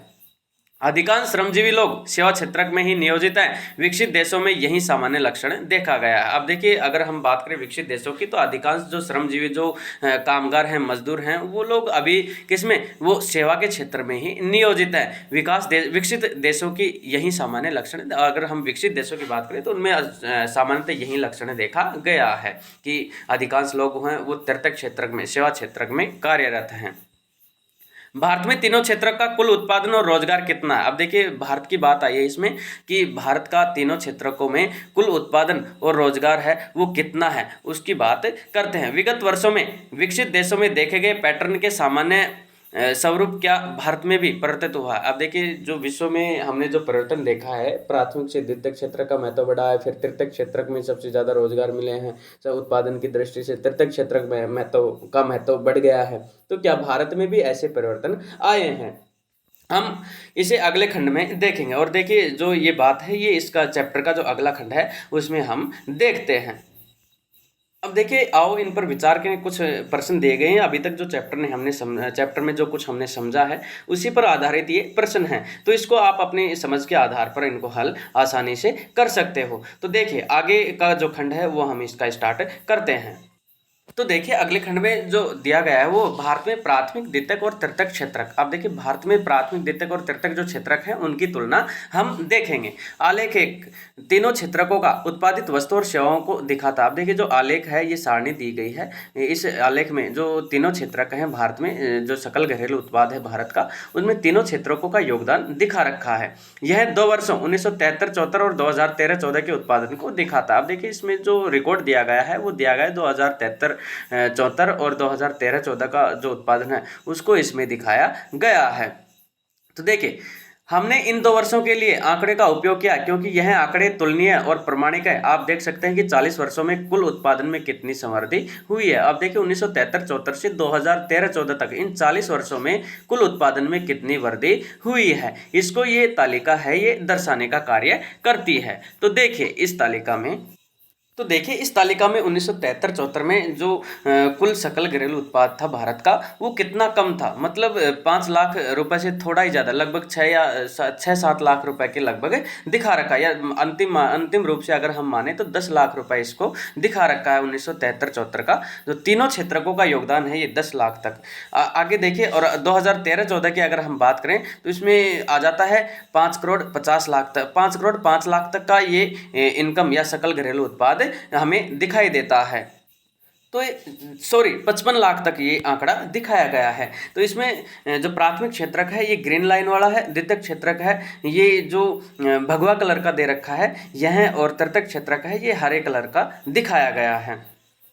तो और 2013-14 की अगर हम तुलना करते हैं तो जो 5 लाख पर जो सकल घरेलू उत्पाद था, जो करोड़ रुपए में था, जो आंकड़ा उपलब्ध हमें 1973-74 का, वो केवल 5 लाख करोड़ रुपए तक था। वो वर्तमान 2013-14 तक कितना पहुंच जाता है, वो 55 लाख तक पहुंच जाता है। अब देखिए इस तालिका के आधार पर कुछ प्रश्न दिए गए। 1973-74 में सबसे बड़ा उत्पादक क्षेत्र कौन सा था, तो अगर बात करें 1973-74 की, तो सबसे बड़ा उत्पादक क्षेत्र इसमें प्राथमिक क्षेत्र को दिखाया गया है। क्योंकि जो देखिए इसका आकार, देखिए आकार के आधार पर देखिए जो प्राथमिक क्षेत्र का ये सबसे बड़ा दिखाया गया है 1973-74 में। और 2013-14 तक आते आते जो क्षेत्रक है वो तृतीयक जो क्षेत्रक है उसका आकार है वो सबसे बड़ा हो जाता है। मतलब पहले महत्वपूर्ण कौन सा, प्राथमिक क्षेत्रक, और वर्तमान में कौन सा हो गया है, वो तृतीयक क्षेत्रक है, वो सबसे महत्वपूर्ण हो गया। मतलब सकल घरेलू उत्पाद में सबसे ज्यादा योगदान देने वाला कौन सा, तृतीयक क्षेत्रक बन गया है।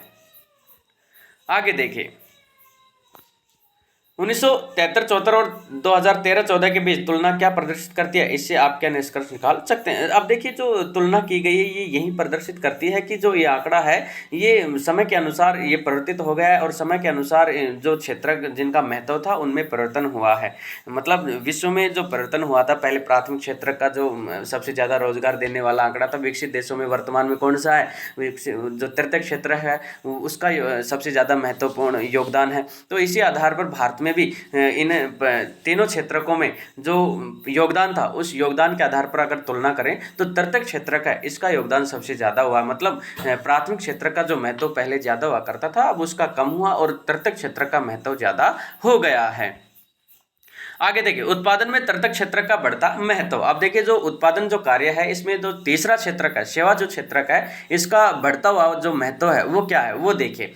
वर्ष 1973-74 और 2013-14 के बीच 40 वर्षों में यद्यपि सभी क्षेत्रों में उत्पादन में वृद्धि हुई है। अगर हम बात करें 1973-74 और 2013-14 के इन 40 वर्षों की, तो तीनों जो क्षेत्रक है उनके उत्पादन में क्या हुई है, वृद्धि हुई है। देखिए आंकड़ों के हिसाब से पहले कितने कम थे और अब इनका आकार कितना हो गया है। तो इन आकार के आधार पर अगर बात करें तो तीनों क्षेत्रों में क्या हुई है, वृद्धि हुई है, बढ़ोतरी हुई है। परंतु सबसे अधिक वृद्धि तृतीयक क्षेत्र के उत्पादन में हुई है। और अगर हम बात करें सबसे ज्यादा वृद्धि की तो कौन से क्षेत्रक में, वो तीसरे क्षेत्रक में सबसे ज्यादा वृद्धि देखी गई है। परिणामतः 2013-14 में भारत में प्राथमिक क्षेत्र को प्रतिस्थापित करते हुए तृतीयक क्षेत्र सबसे बड़ा उत्पादक क्षेत्र के रूप में उभरा है। अगर देखिए 2013-14 में जो 1973-74 में प्राथमिक क्षेत्रक जो सबसे ज्यादा उत्पादन का कार्य करता था, सबसे ज्यादा रोजगार देने का कार्य करता था, अब उसकी जगह प्रतिस्थापित कौन हो गया है, तृतीयक क्षेत्रक हो गया है, और सबसे बड़े उत्पादक क्षेत्रक के रूप में बन गया है। भारत में तृतीयक क्षेत्रक इतना महत्वपूर्ण क्यों हो गया, इसके कई कारण हो सकते हैं। अब देखिए जो भारत में तृतीयक क्षेत्रक है इसके महत्वपूर्ण होने के कई कारण हो सकते हैं। वो कारण कौन कौन से हैं। प्रथम, किसी भी देश में अनेक सेवाओं जैसे अस्पताल, शैक्षिक संस्थाएं, डाक एवं तार सेवा, थाना, कचहरी, ग्रामीण प्रशासनिक कार्यालय, नगर निगम, रक्षा, परिवहन, बैंक, बीमा कंपनी इत्यादि की आवश्यकता होती है। अगर हम बात करें जो प्रथम कारण की, तो कोई भी देश है उस देश में हमें किन किन वस्तुओं की आवश्यकता होती है, तो देखिए हमें अस्पताल, शैक्षिक संस्थाएं, डाक एवं तार सेवा, थाना, कचहरी, ग्रामीण प्रशासनिक कार्यालय, नगर निगम, रक्षा, परिवहन, बैंक, बीमा कंपनी इत्यादि की, इन सभी वस्तुओं की हमें क्या होती है, आवश्यकता होती है। इन्हें बुनियादी सेवाएं माना जाता है। अब देखिए इनको किन में रखा गया, इनको बुनियादी सेवाओं में रखा गया है। अब देखिए ये छोटा क्वेश्चन बन सकता है कि बुनियादी सेवाओं में किन किन सेवाओं को रखा गया है। तो अस्पताल, शैक्षिक संस्थाएं, डाक तार सेवा, थाना कचहरी, ग्रामीण प्रशासनिक कार्यालय, नगर निगम, रक्षा, परिवहन, बैंक, बीमा कंपनी इत्यादि, ये सारी की सारी किस्में ये बुनियादी सेवाओं में मानी जाती हैं। किसी विकासशील देश में इन सेवाओं के प्रबंधन की जिम्मेदारी किसकी होती है? सरकार की होती है। अगर हम बात करें विकासशील देश की, तो ये सारी की सारी सेवाएं उपलब्ध करवाने के लिए और इनके प्रबंधन की जो जिम्मेदारी होती है वो किसकी होती है? वो सरकार की होती है। सार्वजनिक रूप से सरकार इनका देखरेख का कार्य करती है। तो आगे देखें, द्वितीय जो कारण बताया गया है वो है कृषि एवं उद्योग में विकास से परिवहन, व्यापार, भंडारण जैसी सेवाओं का विकास होता है। अब देखिए जो कृषि एवं उद्योग का जो विकास है इसका जैसे जैसे विकास होगा तो इसमें परिवहन, व्यापार, भंडार जैसी जो सेवाएं हैं इनका भी इनके साथ साथ विकास होता है। देखिए तो दूसरा कारण है उसमें जो कृषि है उसका जैसे विकास होता है और जो परिवहन है, जो कृषि है, उद्योग है, इनका जैसे जैसे विकास होता जाता है तो इनके साथ साथ किनका जो व्यापारिक कार्य है, भंडारण जैसे जो कार्य हैं, जो सेवाएं हैं, इनका भी क्या होता है? इनका भी साथ साथ विकास होता जाता है। इनके अलावा देखिए जो प्राथमिक और द्वितीयक क्षेत्र का विकास जितना अधिक होगा ऐसी सेवाओं की मांग उतनी ही अधिक होगी। अगर हम बात करते हैं कि प्राथमिक जो क्षेत्रक हैं, द्वितीयक जो क्षेत्रक हैं, उनका विकास है वो जितना अधिक होगा, इनमें जितनी अधिक वृद्धि होगी तो तृतीयक क्षेत्र की जो सेवाएं हैं उनकी मांग भी उतनी ही अधिक होगी। कैसे होगी? मान लो प्राथमिक क्षेत्र में अगर ज़्यादा उत्पादन हो रहा है तो हमें ज़्यादा परिवहन के साधनों की आवश्यकता होगी, ज़्यादा कामगारों की आवश्यकता होगी, होगी कि नहीं होगी? अगर ज़्यादा उत्पादन हो रहा है तो उनको बेचने के लिए हमें बड़े बाजार की आवश्यकता होगी, उनको बेचने के लिए हमें बड़े बड़े उद्योग धंधों की आवश्यकता होगी। अगर द्वितीयक क्षेत्र का उसका विकास हो रहा है, उसमें वृद्धि हो रही है, तो उनमें उत्पादित जो वस्तुएं हैं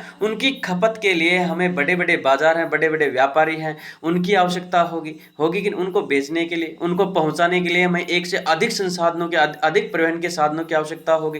तो क्या है, इन जैसे प्राथमिक और द्वितीयक क्षेत्रों का विकास होता है तो वैसे वैसे ही तृतीयक क्षेत्र हैं उनकी सेवाओं की मांग भी अधिक हो जाती है।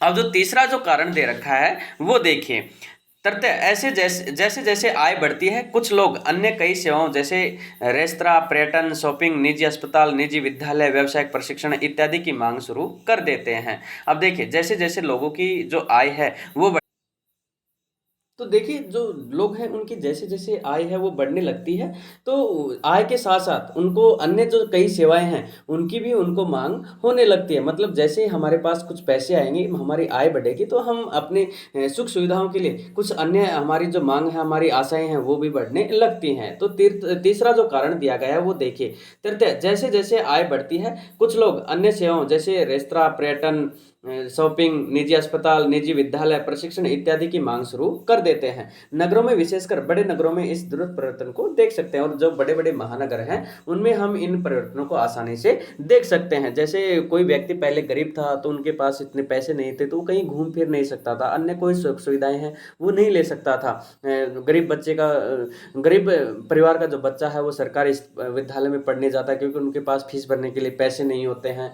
तो इस कारण से और जैसे ही उसके पास कुछ आय आती है, आय का स्रोत बढ़ता है, उसकी आय है वो दोगुनी होती है तो वो क्या करेगा, वो कहीं घूमने भी जाएगा, बच्चों को पर्यटन या कुछ शॉपिंग करवाने जाएगा, कपड़े खरीदवाने जाएगा, या फिर बात करें बाजार में घुमाने ले जाएगा, या निजी अस्पताल में उनकी चिकित्सा सुविधा उपलब्ध करवाएगा, या फिर निजी विद्यालय में अपने बच्चों को पढ़ने भेजेगा, अन्य जो व्यावसायिक कार्य हैं, प्रशिक्षण है वो दिलवाने का कार्य करेगा। तो इन सभी की मांगे हैं वो आय के साथ बढ़ने लगती हैं। तो और ये सभी जो बड़े बड़े महानगर हैं उनमें हम आसानी से देख सकते हैं। अंततः देखिए जो चौथा कारण है वो दे रखा है विगत वर्षों में सूचना और संचार।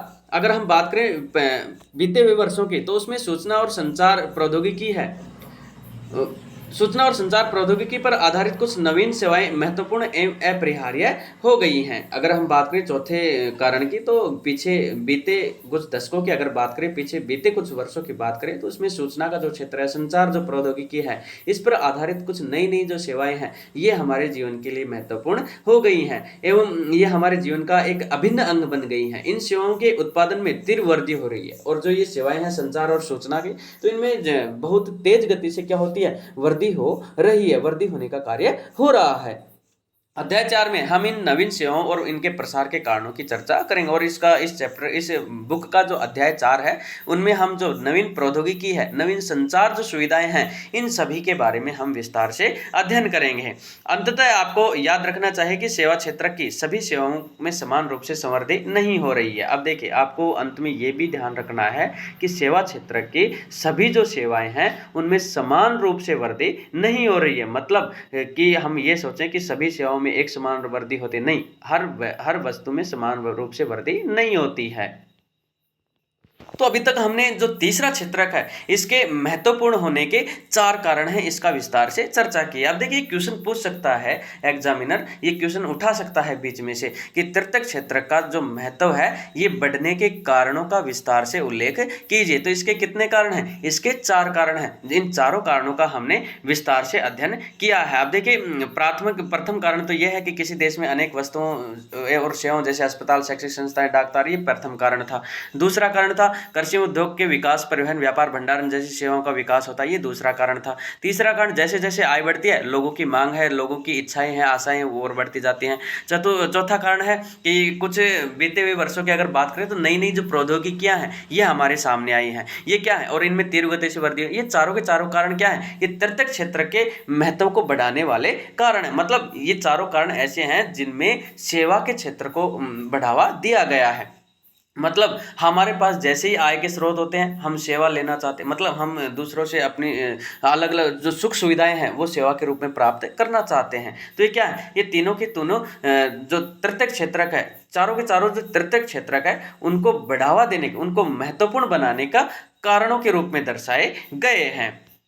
आगे देखिए, अंततः आपको याद रखना चाहिए कि सेवा क्षेत्रक की सभी सेवाओं को समान रूप से संवृद्धि नहीं हो रही है। अगर हम बात करें तो सेवा क्षेत्रक है, इसमें सभी जो वस्तुएं हैं, सभी जो उत्पाद हैं, उनकी समान रूप से वृद्धि नहीं होती है। भारत में सेवा क्षेत्रक कई तरह के लोगों को नियोजित करते हैं। अगर हम बात करें सेवा क्षेत्रक में तो कई तरह के जो लोग हैं वो इसमें नियोजित हैं, कई तरह प्रकार के जो लोग हैं इसमें कार्यरत हैं। एक और उन सेवाओं की संख्या सीमित है, एक और अगर हम बात करें तो उन सेवाओं की जो संख्या वो नामात्र की सीमित है जिसमें अत्यंत कुशल और शिक्षित श्रमिकों को रोजगार मिलता है।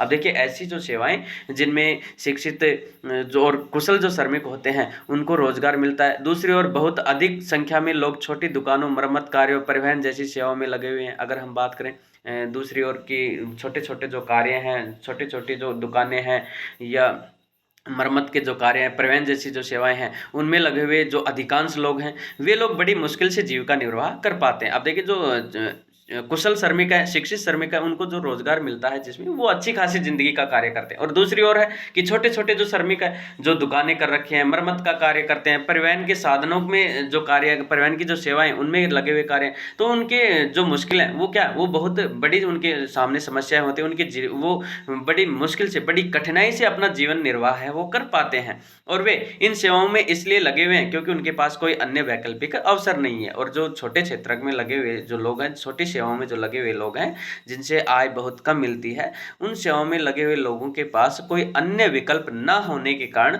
वो इन क्षेत्रों में फंसे हुए हैं।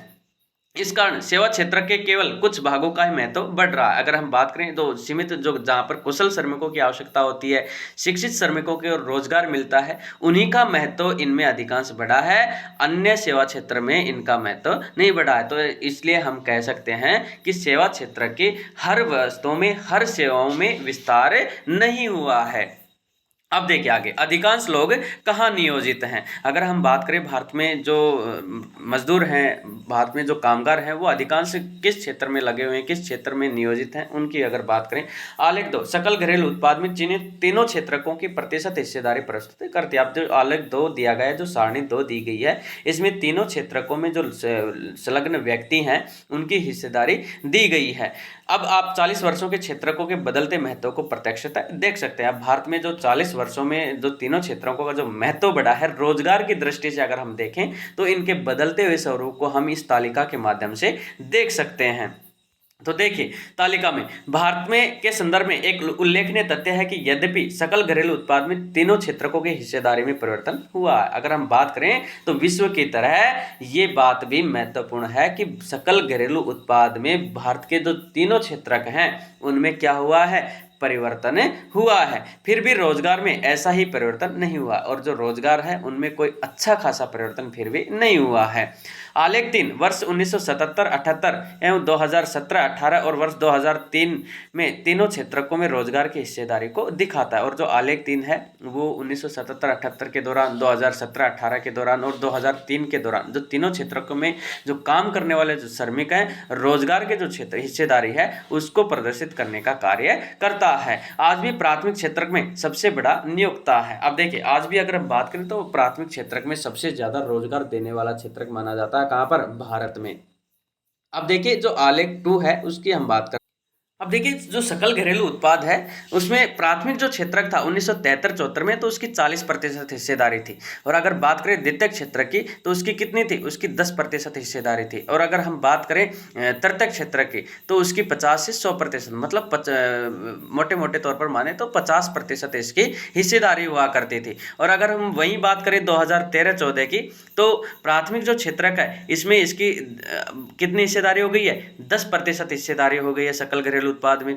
और जो द्वितीयक क्षेत्रक है इसकी मात्र 20% हिस्सेदारी हो गई है। और अगर बात करें तृतीयक क्षेत्र की तो इसकी हिस्सेदारी लगभग 70% के करीब पहुंच गई है। तो अगर बात करें इन 40 वर्षों की तो तीनों क्षेत्रकों में क्या हुआ है? परिवर्तन हुआ है, बदलाव हुआ है। जो पहले अगर बात करें तो पहले भी महत्वपूर्ण कौन सा था? तृतीयक क्षेत्रक भारत में। और वह आज भी महत्वपूर्ण कौन सा है? तृतीयक क्षेत्रक, क्योंकि सबसे ज्यादा सकल घरेलू उत्पाद में हिस्सेदारी किसकी आ रही है? तृतीयक क्षेत्रक की ही आती है। और उसके बाद 1973-74 की बात करें तो प्राथमिक क्षेत्र की हिस्सेदारी थी। लेकिन वर्तमान में सबसे ज्यादा हिस्सेदारी होती है वो किसकी? तृतीयक क्षेत्र की होती है।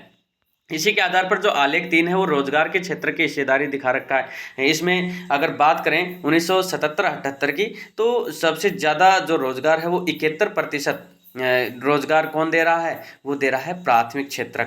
और बात करें द्वितीयक क्षेत्र की तो वो 11% रोजगार दे रहा है। और बात करें तृतीयक क्षेत्र की 1977-78 के दौरान तो 18% रोजगार देने का कार्य कर रहा था। और अब वर्तमान की अगर हम बात करें 2017-18 की अगर हम बात करें या वर्तमान आंकड़ों की अगर हम बात करें तो 44% हिस्सेदारी किसकी है? प्राथमिक क्षेत्र की रोजगार में, 25% द्वितीयक क्षेत्र की और 31% हिस्सेदारी किसकी है? वो है तृतीयक क्षेत्र की। तो रोजगार क्षेत्र में इतना खास परिवर्तन नहीं हुआ। जो उत्पादन की दृष्टि से तृतीयक क्षेत्र महत्वपूर्ण बना हुआ है, इसमें रोजगार की दृष्टि से कौन सा क्षेत्र महत्वपूर्ण बना हुआ है? प्राथमिक क्षेत्र ही महत्वपूर्ण बना हुआ है। तो भारत में अगर बात करें तो सबसे ज्यादा रोजगार देने वाला क्षेत्र कौन है? प्राथमिक क्षेत्र के माना जाता है। तो अभी तक हमने जो इस चैप्टर के पढ़ा है कि अधिकांश लोग कहाँ तक नियोजित थे, यहाँ तक हमने पढ़ा है। तो इसमें हमने पढ़ा है कि प्राथमिक तीनों क्षेत्रक हैं उनके बारे में, प्राथमिक द्वितीयक और तृतीयक तीनों क्षेत्रों के बारे में पढ़ लिया है। और तीनों क्षेत्रों की जो तुलना है वैश्विक आधार पर भी की है, भारत की अर्थव्यवस्था के आधार पर भी, भारत में रोजगार के आधार पर भी हम तीनों क्षेत्रों की तुलना कर चुके हैं। तो हमने ये देख लिया है कि अधिकांश लोग हैं वो भारत में किस क्षेत्र में नियोजित है, किस क्षेत्र में कार्यरत हैं। तो किसमें? प्राथमिक क्षेत्र में ही अधिकांश लोग कार्यरत हैं। तो आगे देखिए, प्राथमिक क्षेत्र से रोजगार का ऐसा ही क्षेत्र स्थानांतरित क्यों नहीं हुआ? अगर हम बात करें, हमसे एक क्वेश्चन पूछा गया है कि जो प्राथमिक क्षेत्र है इससे रोजगार का ऐसा स्थानांतरित क्यों नहीं हुआ है? मतलब जैसा स्थानांतरण तृतीयक क्षेत्र का हुआ है ऐसा स्थानांतरण प्राथमिक क्षेत्र में क्यों नहीं हुआ है? इसका कारण यह है कि द्वितीयक और तृतीयक क्षेत्र में रोजगार के पर्याप्त अवसरों का सृजन नहीं हुआ है। और इसका जो एक मुख्य कारण है वो क्या दिया गया है? वो दिया गया है कि इसका कारण है कि द्वितीयक, देखिए, द्वितीयक और तृतीयक क्षेत्र में रोजगार के पर्याप्त अवसरों का सृजन नहीं हुआ है। ये इसका महत्वपूर्ण कार्य है कि दूसरे जो क्षेत्र है और जो तृतीयक जो क्षेत्र है, सेवा का जो क्षेत्र है, औद्योगिक जो क्षेत्र है, इसमें जो पर्याप्त मात्रा में जो रोजगार मिलने चाहिए थे, पर्याप्त मात्रा में जो रोजगार हैं वो नए नए रोजगार सर्जित होने चाहिए थे, इतना उनका सृजन, इतना उनमें बढ़ोतरी नहीं हुई है। यद्यपि इस अवधि में वस्तुओं के औद्योगिक उत्पादन में 3 गुना से ज़्यादा वृद्धि हुई है। अगर हम बात करें इस अवधि में, तो वस्तुओं के जो औद्योगिक उत्पादन है, वस्तुओं को जो बनाने का जो कार्य है, उत्पादन करने का जो कार्य है, उनमें कितनी गुना वृद्धि हुई है? उनमें 3 गुना वृद्धि हुई है। परंतु औद्योगिक रोजगार में लगभग 3 गुना ही वृद्धि हुई है, और जो औद्योगिक रोजगार है उसमें लगभग कितनी? उसमें भी केवल 3 गुना ही वृद्धि हुई है। तृतीयक क्षेत्रक पर भी यही बात लागू होती है। सेवा क्षेत्रक में उत्पादन से 14 गुना वृद्धि हुई है। अब देखिए, औद्योगिक जो उत्पादन है उसमें 3 गुना ज़्यादा वृद्धि हुई है। 3 गुना ज़्यादा वृद्धि हुई तो रोजगार की भी केवल उसके बराबर ही 3 गुना ही वृद्धि होती है। लेकिन अगर तृतीयक क्षेत्र की अगर हम बात करते हैं तो उसमें सेवा क्षेत्रक में कितने? 14% या 14 गुना वृद्धि होती है, परंतु रोजगार बिल्कुल कम बढ़ते हैं। कितने? केवल 5 गुना भी कम से भी कम वृद्धि हुई है। अब जिस सेवा क्षेत्रक में, तृतीयक क्षेत्रक में जो उत्पादन की 14 गुना वृद्धि हुई है, पहले मान लो 2% उत्पादन होता था, तो आज उसका बढ़ करके 14%, जैसे मान लो कि पहले 2% होता था, तो अब उसका 14 गुना अगर हम कर दें तो 28% आज उसका क्या हो रहा है? उसका उत्पादन हो रहा है। लेकिन उसमें जो संलग्न रोजगार था, उसमें जो काम करने वाले जो लोग थे, उनमें केवल 5 गुना ही वृद्धि की गई है। उनके पहले 5 व्यक्ति अगर काम करते थे, तो आज उसमें केवल 25 व्यक्ति ही कार्य कर रहे हैं। केवल 5 गुना वृद्धि की गई है। परिणामतः देश में आधे से अधिक श्रमिक प्राथमिक क्षेत्र, मुख्यतः कृषि क्षेत्र में काम कर रहे हैं, और इसका परिणाम क्या है कि देश के आधे से अधिक जो श्रमिक हैं वो रोजगार की स्थिति न होने के कारण, अन्य कोई विकल्प उनके पास न होने के कारण वो कृषि क्षेत्र में ही कार्य कर रहे हैं, जिसका सकल घरेलू उत्पाद में योगदान लगभग 1/6 भाग है, और जिसका सकल घरेलू जो उत्पादन है उसमें केवल 1/6 भाग उसका योगदान है। इसकी तुलना में द्वितीयक और तृतीयक क्षेत्र का सकल घरेलू में बाकी हिस्सा है। अगर हम बात करें सकल घरेलू उत्पाद में हिस्सेदारी की इनकी, तो सकल घरेलू उत्पाद में मुख्यतः जो कृषि क्षेत्रक है, जो प्राथमिक जो क्षेत्रक है, इसका जो योगदान है वो कितना है? वो 1/6 भाग है। और अगर बात करें द्वितीयक और तृतीयक क्षेत्रक की, तो इनकी तुलना में जो दूसरा क्षेत्रक और तीसरा क्षेत्रक है, उसका सकल घरेलू उत्पाद में 1/6 के बाद, मतलब अगर 1/6 भाग है, तो उसका जो बाकी बचा हुआ जो हिस्सा है वो किसका योगदान है? वो द्वितीयक और तृतीयक क्षेत्रक का योगदान है। परंतु ये क्षेत्र कम लोगों को रोजगार प्रदान करते हैं, और जो ये द्वितीयक और तृतीयक क्षेत्रक हैं, ये बहुत कम लोगों को क्या रोजगार प्रदान करते हैं, काम देने का कार्य करते हैं। क्या इसका अर्थ यह है कि कृषि क्षेत्र में लगे श्रमिक अपनी क्षमता से कम उत्पादन कर रहे हैं? अब इसका सीधा सा अर्थ हम यह लगा सकते हैं क्या कि कृषि क्षेत्र में लगे हुए जो लोग हैं वो अपनी क्षमता से कम उत्पादन कर रहे हैं। हाँ, तो इसका सीधा सा अर्थ यही होगा कि कृषि क्षेत्र में आवश्यकता से अधिक लोग लगे हुए हैं, उनकी क्षमता से कम वहां पर उत्पादन का कार्य हो रहा है। क्या इसका अर्थ यह है कि कृषि में आवश्यकता से अधिक लोग लगे हुए हैं? हाँ, सीधा सा अर्थ यही है कि कृषि में जितने लोगों की आवश्यकता है उससे अधिक लोग उस कृषि क्षेत्र के कार्य में लगे हुए हैं। अतएव यदि आप कुछ लोगों को कृषि क्षेत्र से हटा देते हैं तो भी उत्पादन प्रभावित नहीं होगा। अगर देखिए बात करें कुछ लोगों की, उनको कृषि क्षेत्र से हटा करके और दूसरे क्षेत्रों में अगर हम काम करने भेजते हैं, तो उनके उत्पादन पर जितना उस कृषि क्षेत्र में जो रोजगार, जो उत्पादन हो रहा है, जो अनाज पैदा हो रहा है, उसमें कोई कमी नहीं होगी। तो ये अंडरलाइन करने वाली बात है कि यदि आप कुछ लोगों को कृषि क्षेत्र से हटा देते हैं तो उत्पादन प्रभावित नहीं होगा। दूसरे शब्दों में कृषि क्षेत्रों में श्रमिक में अल्प बेरोजगारी है। अब देखिए, जो दूसरे अगर हम बात करें तो कृषि क्षेत्र के जो श्रमिक हैं, इनमें जो श्रमिक है उनमें क्या है? उनमें अल्प बेरोजगारी की स्थिति है। तो देखिए, जो अल्प बेरोजगारी है, इस अल्प बेरोजगारी को हम छिपी हुई बेरोजगारी भी कह सकते हैं, जिसमें कोई कार्य है और उस कार्य को केवल एक व्यक्ति कर सकता है, लेकिन उसमें आवश्यकता से अधिक हम व्यक्तियों को संलग्न करते हैं, या एक व्यक्ति के अलावा उसमें 5 व्यक्ति काम करते हैं, मतलब आवश्यकता से अधिक कार्य करते हैं, तो क्या है? वो अल्प बेरोजगारी है। या फिर कोई व्यक्ति है, उस व्यक्ति को अपनी क्षमता के अनुसार, उसमें जो कौशल है, उसमें जो योग्यता है, उस योग्यता के अनुसार जो रोजगार है वो नहीं मिल पाता है, तो क्या है? वो अल्प बेरोजगारी है, वो छिपी हुई बेरोजगारी है। तो इसकी परिभाषा है वो हम कैसे लगा सकते हैं कि किसी कार्य में आवश्यकता से, या फिर कृषिगत कार्य या फिर किसी कार्य में आवश्यकता से अधिक लोग लगे हुए होना, या किसी व्यक्ति को उसकी क्षमता के अनुरूप कार्य न मिलना, क्या कहलाती है? अल्प बेरोजगारी या छिपी हुई बेरोजगारी कहलाती है। अब देखिए इसमें अगर हम बात करें अल्प बेरोजगारी में या छिपी हुई बेरोजगारी में, जो आवश्यकता से अधिक जो लोग लगे हुए हैं, जैसे कृषिगत कार्य है, कृषिगत कार्य का छोटा सा भूखंड है, किसी परिवार के पास 1 बीघा जमीन है और उस 1 बीघा जमीन पर 5 व्यक्ति कार्य करते हैं। अगर उनमें से 4 व्यक्तियों को हटा करके और 4 व्यक्ति अन्य कार्य में अगर वो लग जाएं, तो भी उस 1 बीघा में जो उत्पादित अनाज था वो उतना ही उत्पादन होगा जितना पहले 5 व्यक्ति उसमें काम कर रहे थे। और अब जो वर्तमान में 1 व्यक्ति जो कार्य कर रहा है, वो एक व्यक्ति भी उतना ही उत्पादन करेगा। तो इसमें से कुछ श्रमिकों को हटा करके और दूसरे उद्योग धंधों में अगर हम संलग्न करते हैं, कार्य करवाने भेजते हैं, तो इस पर कोई फर्क नहीं पड़ता है, इसके उत्पादन पर कोई असर नहीं पड़ता है। अब देखिए कुछ उदाहरण दिया गया है इसका। एक छोटा किसान लक्ष्मी का उदाहरण लेते हैं। आप देखिए एक लक्ष्मी नामक जो किसान है उसका उदाहरण दिया गया है, जिसके पास 2 हेक्टेयर असिंचित भूमि है, और जो सिंचित भूमि नहीं है बल्कि असिंचित भूमि है, जो सिंचाई के लिए केवल वर्षा पर निर्भर रहती है। मतलब अगर सिंचाई वर्षा हो जाती है तो उसमें फसल हो जाती है, अन्यथा फसल नहीं होती है। और ज्वार अरहर जैसी फसलें उपजाती है, और उसमें कौन सी ज्वार और अरहर फसलें हैं वो उसमें उपजाती है।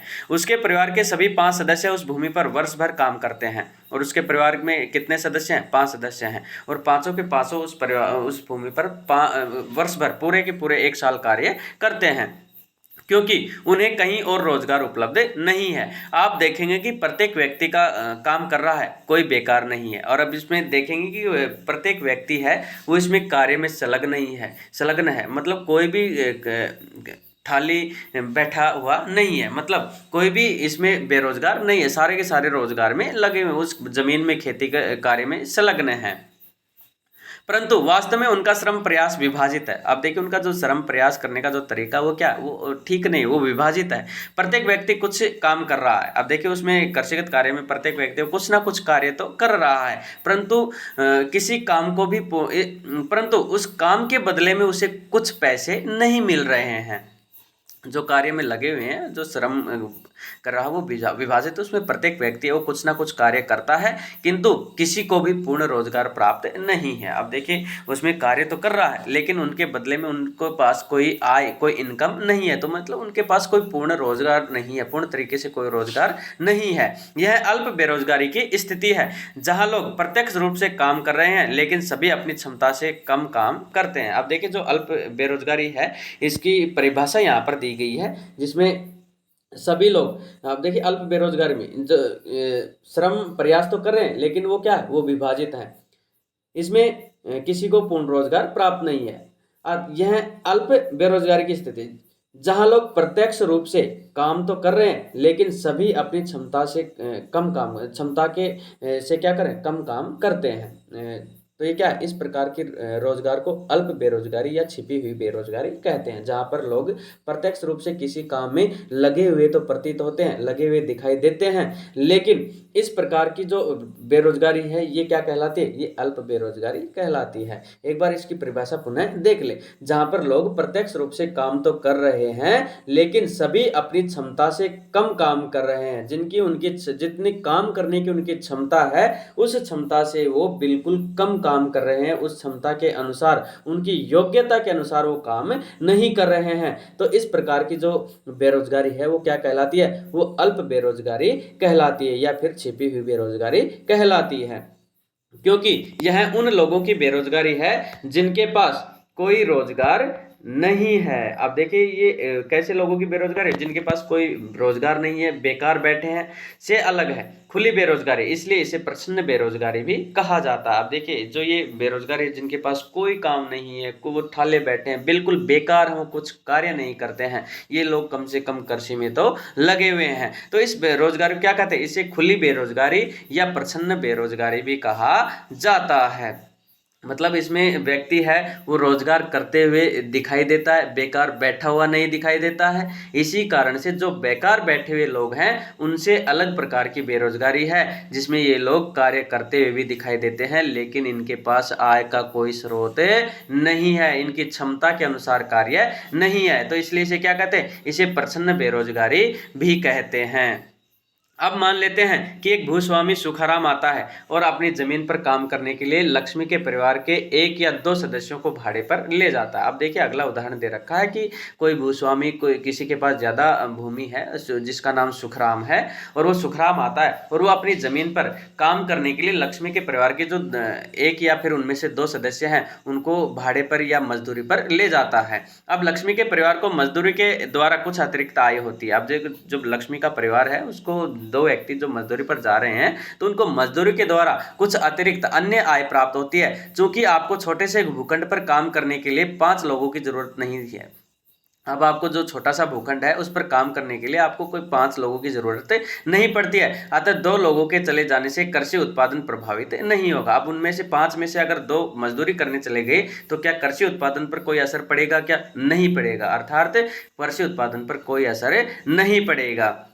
दिए गए उदाहरण में 2 सदस्य किसी कारखाना में भी काम करने के लिए जा सकते हैं। एक बार फिर परिवार की कमाई में वृद्धि होगी और वही लोग अपनी भूमि में पहले जैसा उत्पादन करते रहेंगे। आप देखिए 5 में से जो 2 व्यक्ति हैं वो कुछ काम करने के लिए जाते हैं तो उनसे अन्य जो आय है, घर की स्थिति है, आर्थिक स्थिति है वो भी सुधरेगी और जो पहले उस भूमि पर उत्पादन हो रहा था वो उत्पादन ऐसे के ऐसे होता रहेगा। आगे देखिए, भारत में लक्ष्मी की तरह लाखों किसान हैं। इसका अर्थ है कि यदि हम कुछ लोगों को कृषि क्षेत्र से हटाकर उन्हें कहीं और समुचित रोजगार उपलब्ध करा दें तो भी कृषि उत्पादन पर बुरा प्रभाव नहीं पड़ेगा।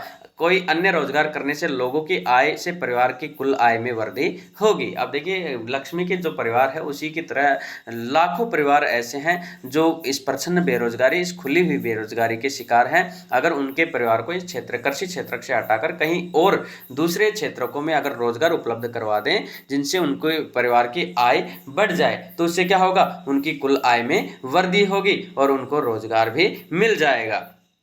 अल्प बेरोजगार दूसरे क्षेत्रकों में भी हो सकते हैं। अगर हम बात करें कि अल्प बेरोजगारी है वो दूसरे क्षेत्रकों में, प्राथमिक क्षेत्र की जरूरी नहीं है, वो अन्य द्वितीयक और तृतीयक क्षेत्रक में भी हो सकते हैं। उदाहरण के लिए शहरों में सेवा क्षेत्रक में हजारों अनियत श्रमिक हैं। अब देखिए अगर बात करें शहरी क्षेत्र की तो उसमें हजारों की संख्या में, जो तृतीयक क्षेत्रक में अगर बात करते हैं हम तो कि शहरी क्षेत्र में हजारों की संख्या में तीसरे क्षेत्र में लगे हुए जो श्रमिक है वो अनियमित रूप से कार्य कर रहे हैं, जो दैनिक रोजगार की तलाश करते हैं और रोजाना के रोजाना वो नए नए कार्यों की तलाश करने लगते हैं। वे प्लम्बर, पेंटर, मरम्मत कार्य जैसे रोजगार करते हैं और अन्य लोग असुविधाजनक विषम कार्य करते हैं। कई लोग प्लम्बर का, पेंटर का, मरम्मत करने का ये रोजगार का कार्य करने लगते हैं। कई लोग असुविधाजनक जो कार्य हैं उनको भी करने लगते हैं। उनमें से कई रोजाना काम नहीं पाते हैं। इसी प्रकार हम सेवा क्षेत्र के कुछ लोगों को सड़कों पर ठेला खींचते अथवा कुछ चीजें बेचते हुए देखते हैं और कई लोगों को रोजाना काम ना मिलने के कारण भी सेवा क्षेत्र के जो लोग हैं उनको सड़कों पर जो ठेला खींचने का जो कार्य है या फिर कुछ वस्तुएं हैं वो बेचते हुए उनको देख सकते हैं, जहां वे पूरा दिन बिता देते हैं परंतु बहुत कम कमा पाते हैं। वे यह काम इसलिए कर रहे हैं क्योंकि उनके पास कोई बेहतर अवसर नहीं है और वो पूरा दिन कार्य करके भी बहुत कम कमा पाते हैं। मतलब उनमें जितनी क्षमता है पैसा कमाने की उस क्षमता के अनुरूप वो पैसा नहीं कमा पाते हैं और फिर भी वो इस कार्य में लगे हुए। क्यों? क्योंकि उनके पास अन्य कोई अवसर नहीं है, अन्य कोई विकल्प नहीं है इस काम के अलावा। तो ये क्या है? ये खुली हुई बेरोजगारी, प्रच्छन्न बेरोजगारी, मतलब ये किसी भी क्षेत्र में हो सकते हैं, प्राथमिक में भी, द्वितीयक में और तृतीयक क्षेत्र में, ये किसी भी क्षेत्र में हो सकती है। तो आगे देखिए कुछ प्रश्न दिए गए हैं। अभी तक हमने जो टॉपिक पढ़ा है इस पर आधारित जो प्रश्न हैं वो दिए गए हैं, जिनमें जो खुली बेरोजगारी है, प्रच्छन्न जो बेरोजगारी है इसके बारे में दे रखा है और जो सकल घरेलू उत्पाद है प्राथमिक, द्वितीयक, तृतीयक, इनमें 1973, 77, 78, 2014, 13, 14, 2017, 18 जो हमने आलेख 1, 2, 3 पढ़ा था उन आलेखों के अनुसार इनमें आप खुद अपने हिसाब से भर सकते हो, अपनी समझ के आधार पर भर सकते हो। अब देखिए अतिरिक्त रोजगार का सृजन कैसे। अब जो अतिरिक्त रोजगार का जो सृजन है ये हम देखेंगे इस चैप्टर के अगले पार्ट में। मतलब ये क्लास यहीं तक सीमित रखते हैं और इसका जो अगला पार्ट आएगा उसमें हम इसके आगे का भाग देखेंगे। तो जय हिंद, जय भारत, और हाँ चैनल को लाइक और सब्सक्राइब कर दीजिए। धन्यवाद। जय हिंद, जय भारत।